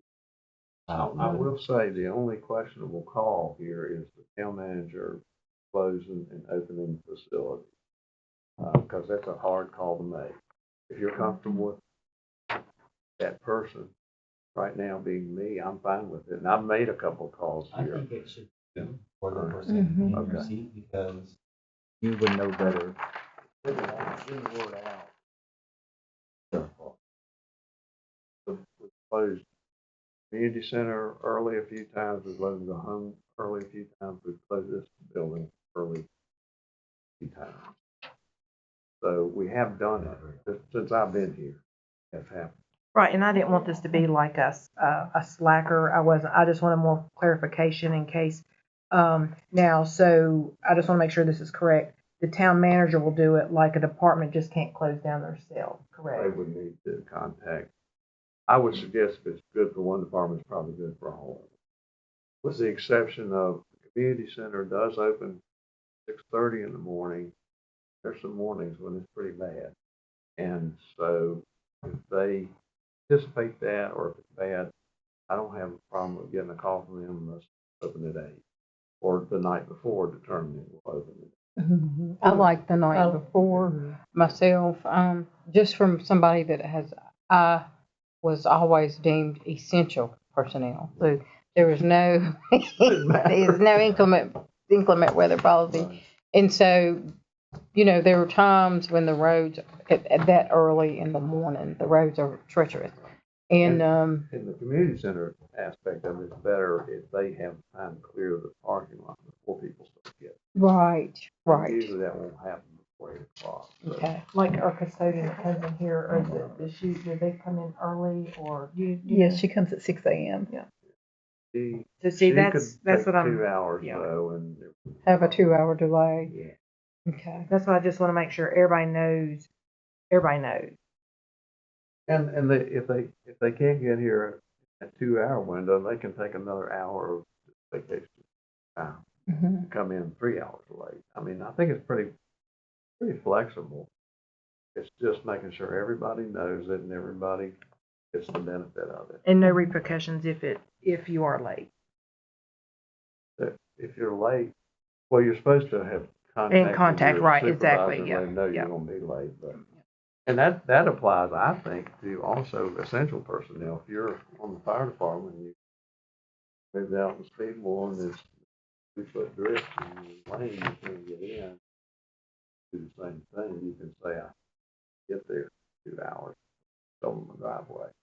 But I think it's pretty, if it's, there used to be a pretty strict policy about this. I don't know. I'd say that we're probably count on one hand the number of times we closed this building early.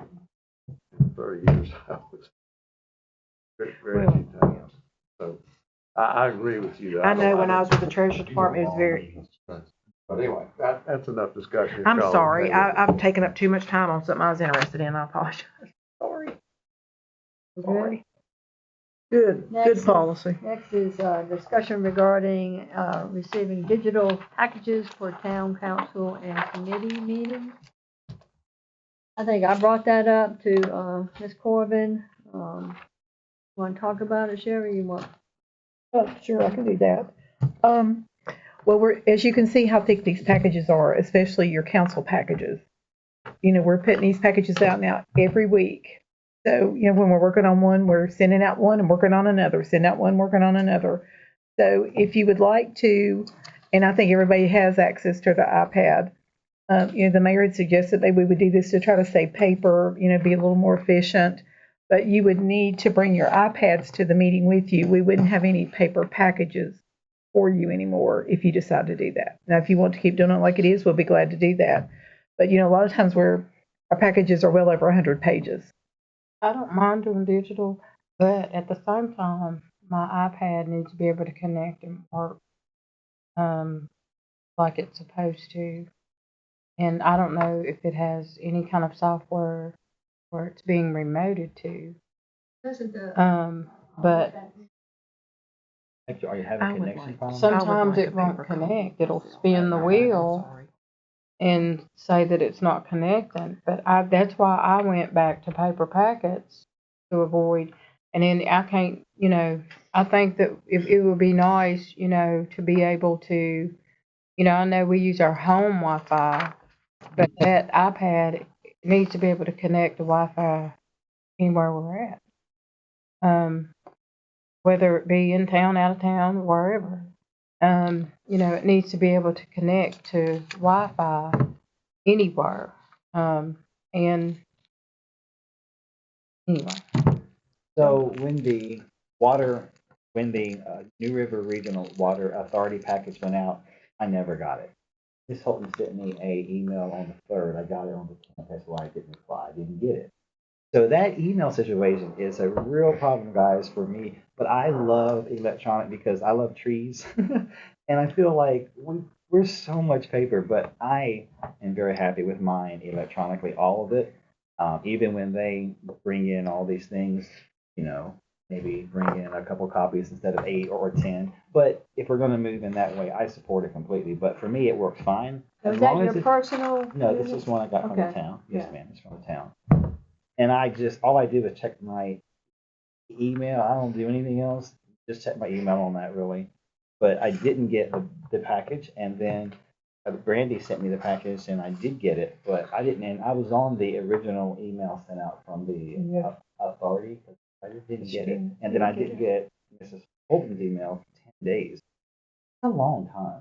It was about the group of, I forgot what it was. Yeah, thank you. That's what it was, and I just didn't get it. So when it did came in like 5:30 in the morning, it dinged. That's how I.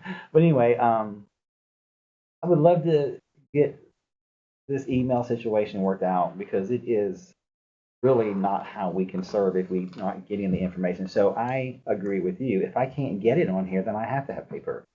But I want to get it on here. But I need to get it on time. I can't get it after we meet because I won't. Now, I've been getting everything from Ms. Corbin. I just haven't got a couple things. You and the Water Authority. And I got hers late. So I don't know how to work with that without paper, but I want to. So, Mr. Jude, you might have to help us, you know, figure out what's going on with this. Yeah, and the main thing is for us to know when the emails is sent. We do a spam filter here.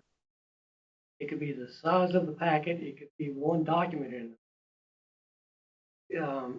Especially like PDF, laid out, and then the imager really brings one in, adds it to it. That package goes way up. And ours have a lot of PDFs, as you know, as you But get. I'm curious, you know, if it's delayed 10 days. I remember Paul Castle spoke of one that was delayed 2 or 3 days. Remember he said that, right?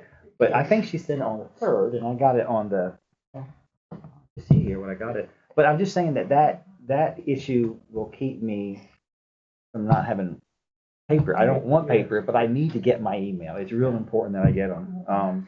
So that would be the only thing I ask, but I would love to go paperless on everything, only because it's such an overkill, and it's ink and it's full.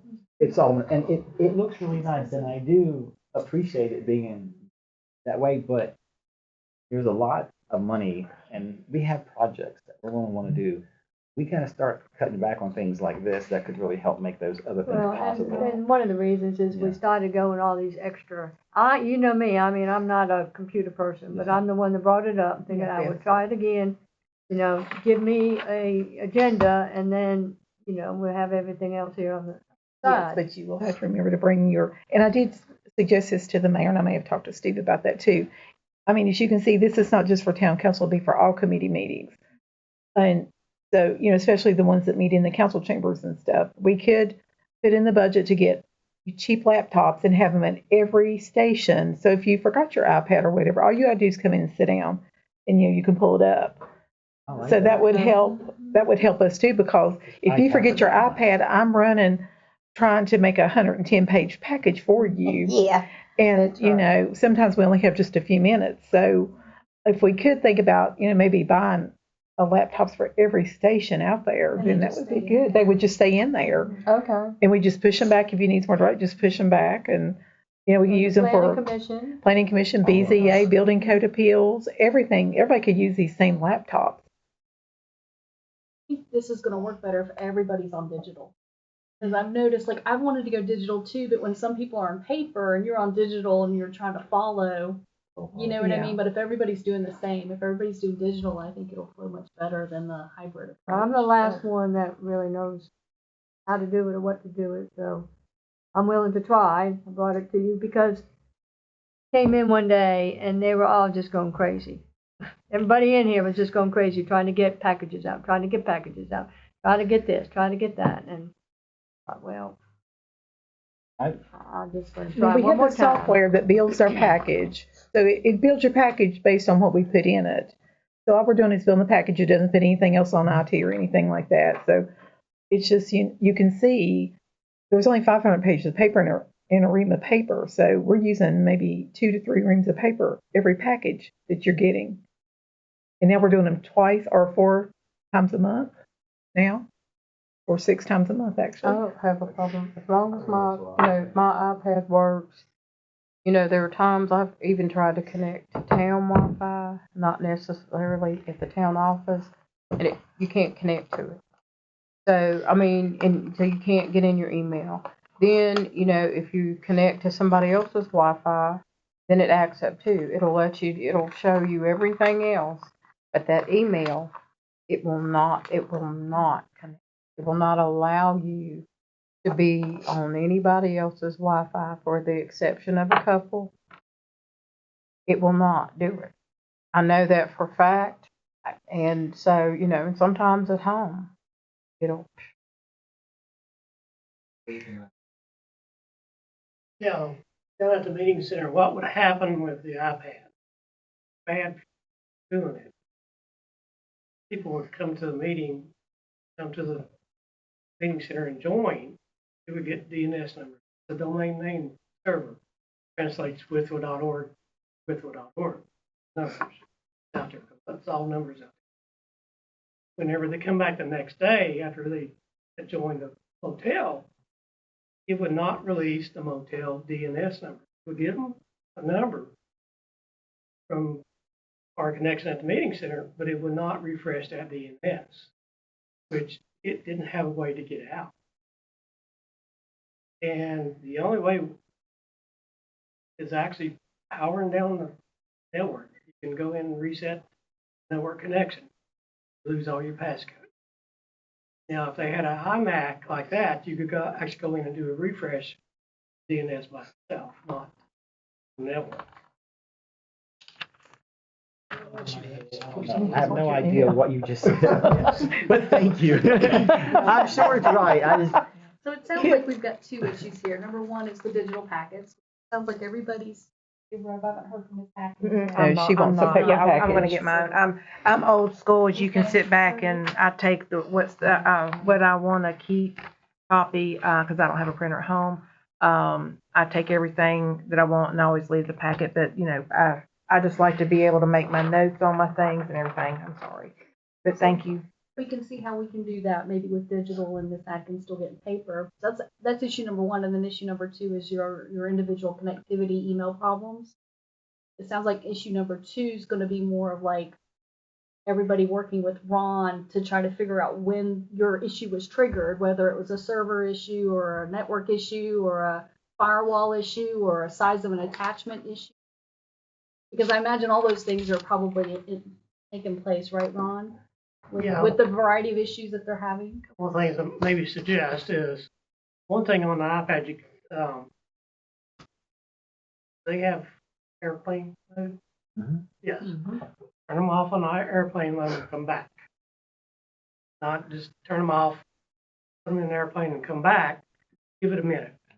You know, that might reset signal. I can one get thing about the signal on iPad, mine fine. I don't know. I wonder. usually it picks up on the strongest I signal wonder whenever if you're you have to in. put in a code for your, because at my house I have a code I had to put in 0102, etc. So I this would need work, that. but it didn't. You can put in the password and it still won't work. I don't know. That particular iPad, I don't, I want an updated one and we've already had the discussion about that. Just the most updated thing out there. I don't know Got what, one for her exactly like yours. Back in my. it's been an issue with it ever since I got it. Well, hopefully we can get that resolved. It would help us with the whole package situation because Right. I would love I to don't not do mind. that. Yeah, I would too, so. Sherry, I still want a paper copy of the agenda. Okay, And that's yes, what and we that's what talked we about do. at Yeah. every meeting. Yeah, We're I still still gonna get. Now, I've never brought my tablet here, so I might be having the same problem she's having. I know I have problems at my home sometimes. So, you know? Well, with these packages, maybe I should suggest, maybe get out email at a time. You know, like packages coming in the next hour. With plain generic, no attachment. If y'all see that and you don't get the package, you know, that's something we could look at.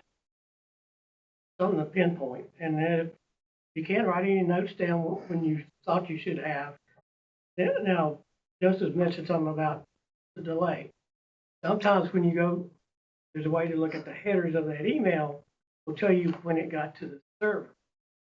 I will stop in and let you look at this if you don't mind one day, I don't mind. and so you can see what happened with her email and kind of decide what. Sure, that'd be great. Thank you. I appreciate that. Yeah, because Well, we did just bring have it in. problems with certain things a couple years ago. We mentioned that. Everything's leaning towards a key format. Verifies the email is coming from us. Okay? Right. That was starting being reinforced several months ago. And they're adding another thing now is the insect, which is another key. Looking at that now, we haven't got no response, negative response back.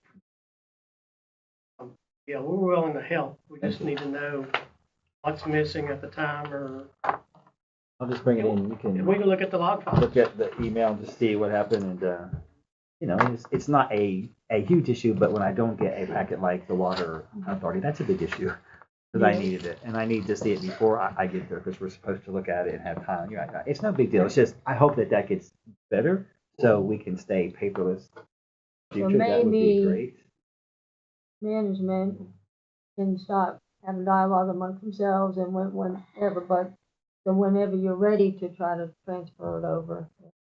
Okay. Yes, well, I mean, we don't expect it next week or. Those, be connected to a printer in the event that we come in and we choose if there's something in particular in the packet that we would like to print. Yes, We we can print it print it, or ourselves we can and print it for you if you and would just then let us know. We can just, before we can get on there, we can just print it ourselves and go back. Well, and we could try this with council and see how you like it before you decide to do all the town committees like this, you know, and see how it works with you, like a test group. Okay. And Because, I mean, we can start this like immediately. We've got a package Which going I out got mine Thursday. usually. I got Right, mine. and Joseph's been getting his like that, but, so Holly, you're the only one, you want an entire paper package? I actually like it, Okay. believe it or not. And then, Because a lot of localities are forcing people to just go straight. will force me, I don't really No. I'm not saying we're going to force you. I'm saying a lot of localities don't force it, yeah, offer just- paper anymore.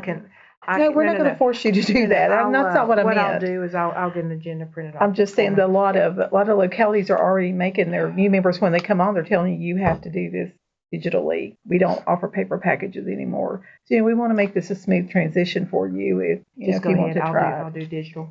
I'll find somewhere to go print me something. Well, no, know, I we're don't going to care. make you a paper I don't care. package. No, don't you dare. I don't want to put y'all out, I promise. I It's don't wanna not put you out. that, Yeah, but anyway, It's, I Okay, mean, it's so no we're problem gonna- if we're you gonna want work the on package. this. yes, we'll transition into this. Very good with that. Discussion regarding a request from the Bland Ministerial Center to use McWayne Pool parking lot. Fire in there, if they have dental extraction, if they want to be able to use the parking areas of parking spots, if they don't have many parking spaces there, and then shuttle people up. That's a public parking lot. I don't, they have to ask, do they? I mean, they have events down there. I'm just asking, do they really have to ask? Okay. I don't think so, but I think it'd be nice just so everybody know what's going on. I'd like to make a motion for us to move forward with that. I think it's going to be something great and beneficial to quite a few Yeah, I citizens. thought it was one of the ones that they do at the airport where they actually have all the doctors and everybody come right there in Right, and do it. the tents. Yeah. So this is just parking their cars. But we'll Say yes to that.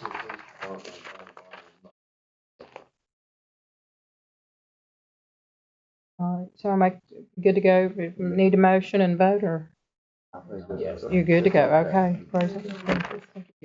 All right.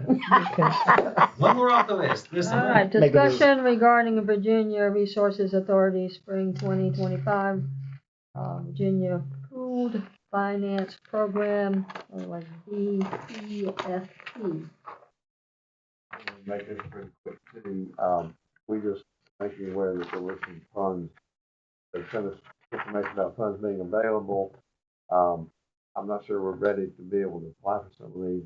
Lynn can answer that. She's communicated with them, but I think the funds will be available for several 3-month periods throughout the year. So I think we can get in on that funding if we need. This is just a financing tool. Gives you theoretically lower interest rates. Clarifiers that need to be replaced, that kind of thing. So, and they think we're already in the fix on that. So keep You you think we posted are, on we it. are. I think we are. They think we are already. I think that was the communication you got. It was, Mr. Moore asked me to reach out to after he got this correspondence to the Virginia Resources Authority, and the email said, thank you for reaching out. The VRA is actively coordinating with the governor's office to address storm-related issues faced by localities, including the town. A new financing solution that would best meet the town's circumstances is anticipated, so I hesitate to suggest other financing options. And then they're just going to let us know. So it sounds like they're going to help us find a way to finance our clarifier issue. Keep y'all posted. All right. That's wonderful. So before we end and say and go into closed session, is there anything else that council wants to bring up? May I add one thing? And I'm sorry I didn't add it to the agenda, but Mr. Moore and I talked about it earlier today. We would like to release the RFP for the clarifier design, kind of related to the last topic. Time is of the essence. As you recall, every month that we are down on our clarifiers, we're having to rent the temporary clarifiers to the tune of about $40,000 a month. So if, with your permission, town staff would like to go ahead and release an RFP for professional services to design the new clarifiers. And we have that pretty much ready to go, maybe in the next week or two. What do you think, Mr. Moore? But we didn't want to release professional services. Yes, to design the new clarifiers and also serve as project managers for the construction part of that, and then also the inspection services. So do we need to? We wouldn't award a contract until we get those back in, but we do need to send out the proposals. Just making you aware that we'll do that unless you have an objection. Good, do it. Yes, please. Thank you. Are we gonna pay for that out of the general fund? I know you mentioned some financing options, but unless it's interest-free, be curious why we're not just paying for it since we owe $30 million. And we have 29 million cash. I just was curious why we're not starting paying for some stuff and we're borrowing money.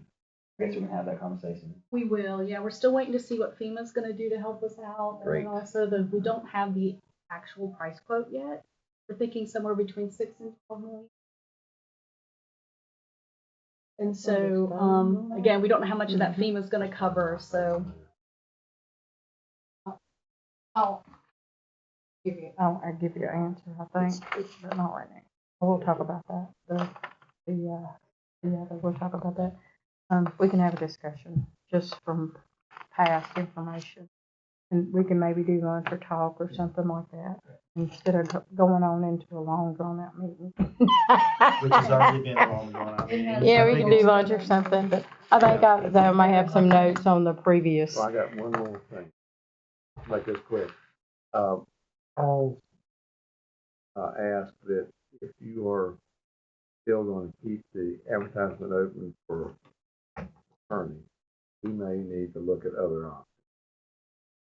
'Cause that means at some point he may be replaced. I thought we agreed that was coming off last time we met. There was no official action. It's okay not to advertise for that anymore. If you're okay with not advertising, continue to advertise for town attorney, then he's good with that. But if you're gonna continue to advertise, he feels like you might wanna He's look got another us direction. right here. That's it. I think we're all good with that, right? Just take that off the, Sometimes you gotta be under something, and that's fine. Sometimes you find yourself. We can take it down. I'm okay. I thought we said we was going to in the last meeting. There was no Well, you official. talked about it, nobody. We need to vote on it. Yeah, we can do a consensus if that's what your consensus is. Are you Is everybody okay with taking it down, or do you want to keep it posted? Lady in blue, what you want to do? I don't want to take up too many people's time when I bring up something, Yeah, sorry. we'll have human resources take that off. Okay.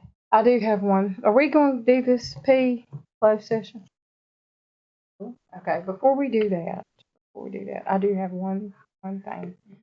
I think that Miss Corbin should attend local government day. I did check on that today. I've missed You missed the deadline? the deadline for the hotel and stuff. So in the future, do you think if you I have the cannot? money in my budget. I just need to put it down on the calendar to attend, Okay, but I won't good. be able to this year. I would but- like for you to make sure that you attend, and of course, if you want to, and then the VM. I know we've already added the VML, but I would like for you to go to local government day too. That's a pretty important day. Okay, I'm done. right. So, council now finds it necessary to go to a closed meeting pursuant to section 2.2-3711A1, discussion regarding the town manager's position. Do I have a motion? A motion, do I have a second? Go into closed session. Motion, a second. Any discussion? All in favor, signify by saying aye. Aye.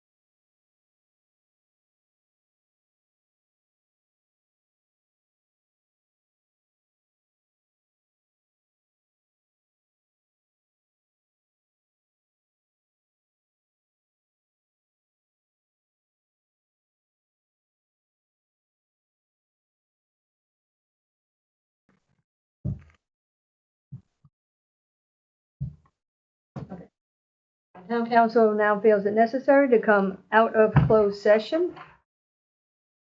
Closed session pursuant to Virginia Code Section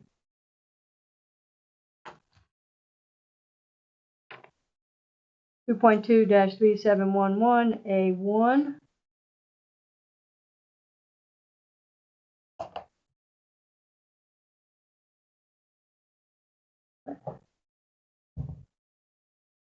So we are now out of closed session. We are now in open session. Discussion has concluded on this matter. We will reconvene in open session and we will take now a roll call vote. Do I need a motion? A motion? Do we have a second? Yeah. Motion and second. Any discussion? I hear none. Do a roll call vote. And Johnson. And Taylor, aye. We are now in open session. Anything else that needs to come for council this evening? One thing, do you have to work, like, on these Tuesdays, we have workshop, or you work, right? Do you work, Ms. Johnson, on Tuesdays? No, ma'am. No, I'm the babysitter on Tuesday. There might be a couple workshops, because I found out I have a conflict. I'm on the board at the hospital, and we meet on Tuesday. So there's 4 months out of the year that I'm gonna have a conflict. If I asked us to meet 30 minutes earlier or an hour earlier, would that hurt? Holly? Can we not put so much on those nights? Don't put a lot on the agenda. Yeah, but you know how it ends up. We end I up. think we could work with you. I would absolutely work Okay. with you. Even if it's Yeah. I think All we'll right. do that because I want us all. Well, I told them tonight I would definitely, when I saw how lengthy it was, I said, I know I won't make the board meeting tonight. But there's 4 months out of the year that I'm gonna be out of conflict. So is it just one Tuesday? Yeah. Okay. Yeah, the first Easy. workshop, I'm great. It's just the last But one. I also thought that others had concerns too, and it is okay to miss, right? Because we don't take attendance, isn't that right, Ms. Corbin? Yes, I mean, it's Yeah, I fine mean, to it's miss. okay to miss, because that was my concern too, because I wanted to try to have like, I thought how we were gonna do it was like Monday, and then have a work session Tuesday. So then the next week, because I have other things I have to do like the next week, I thought we were gonna do it sort of all the same week. I know it'd be lengthy, but, and like, I think Mr. Hand, when I said, you know, I like vacation or something like that, I don't like to miss. I don't like to miss, but, and I think you even said, if you miss, it's. Because I miss sometimes. I mean, I was sick sometimes and out of town a couple times, but I think we can always adjust to help each other on our schedules. I don't think that's too much to ask. Do you? I think we can do that. Sure. And if you want to change the day, I'm open to whatever. Yeah, Tuesday, yeah, thank you. I appreciate that. Even if we did, whatever works, guys. We'll just make it work. I'll let you know a month ahead of time when I've got to Put it down. But Okay. Yeah. I got the schedule from the hospital today, and I went through it. And in 4 months, I have a conflict. Just So let us know what those days are, and I think, maybe we can get down to business so that we can not have a lot on the agenda, get down to business, or not meet that day. Whatever you want to do. Whatever you want to do, however we well, can we're going to accommodate start you. budget here in February, and believe me, people. well, hopefully when we start that, all these people coming, I know they have so much to share, but we have to have time. Talk about. I mean, there's too many people coming. There's no time for us to talk about the budget, which is going to be a huge conversation because. Yeah. So hopefully all of them coming now can kind of chill. We just don't need so many speakers, but there's a lot going on that we have to know about. But All right. yeah, we'll work with that. Thank you. If you'll work with me, I appreciate it. We are now adjourned.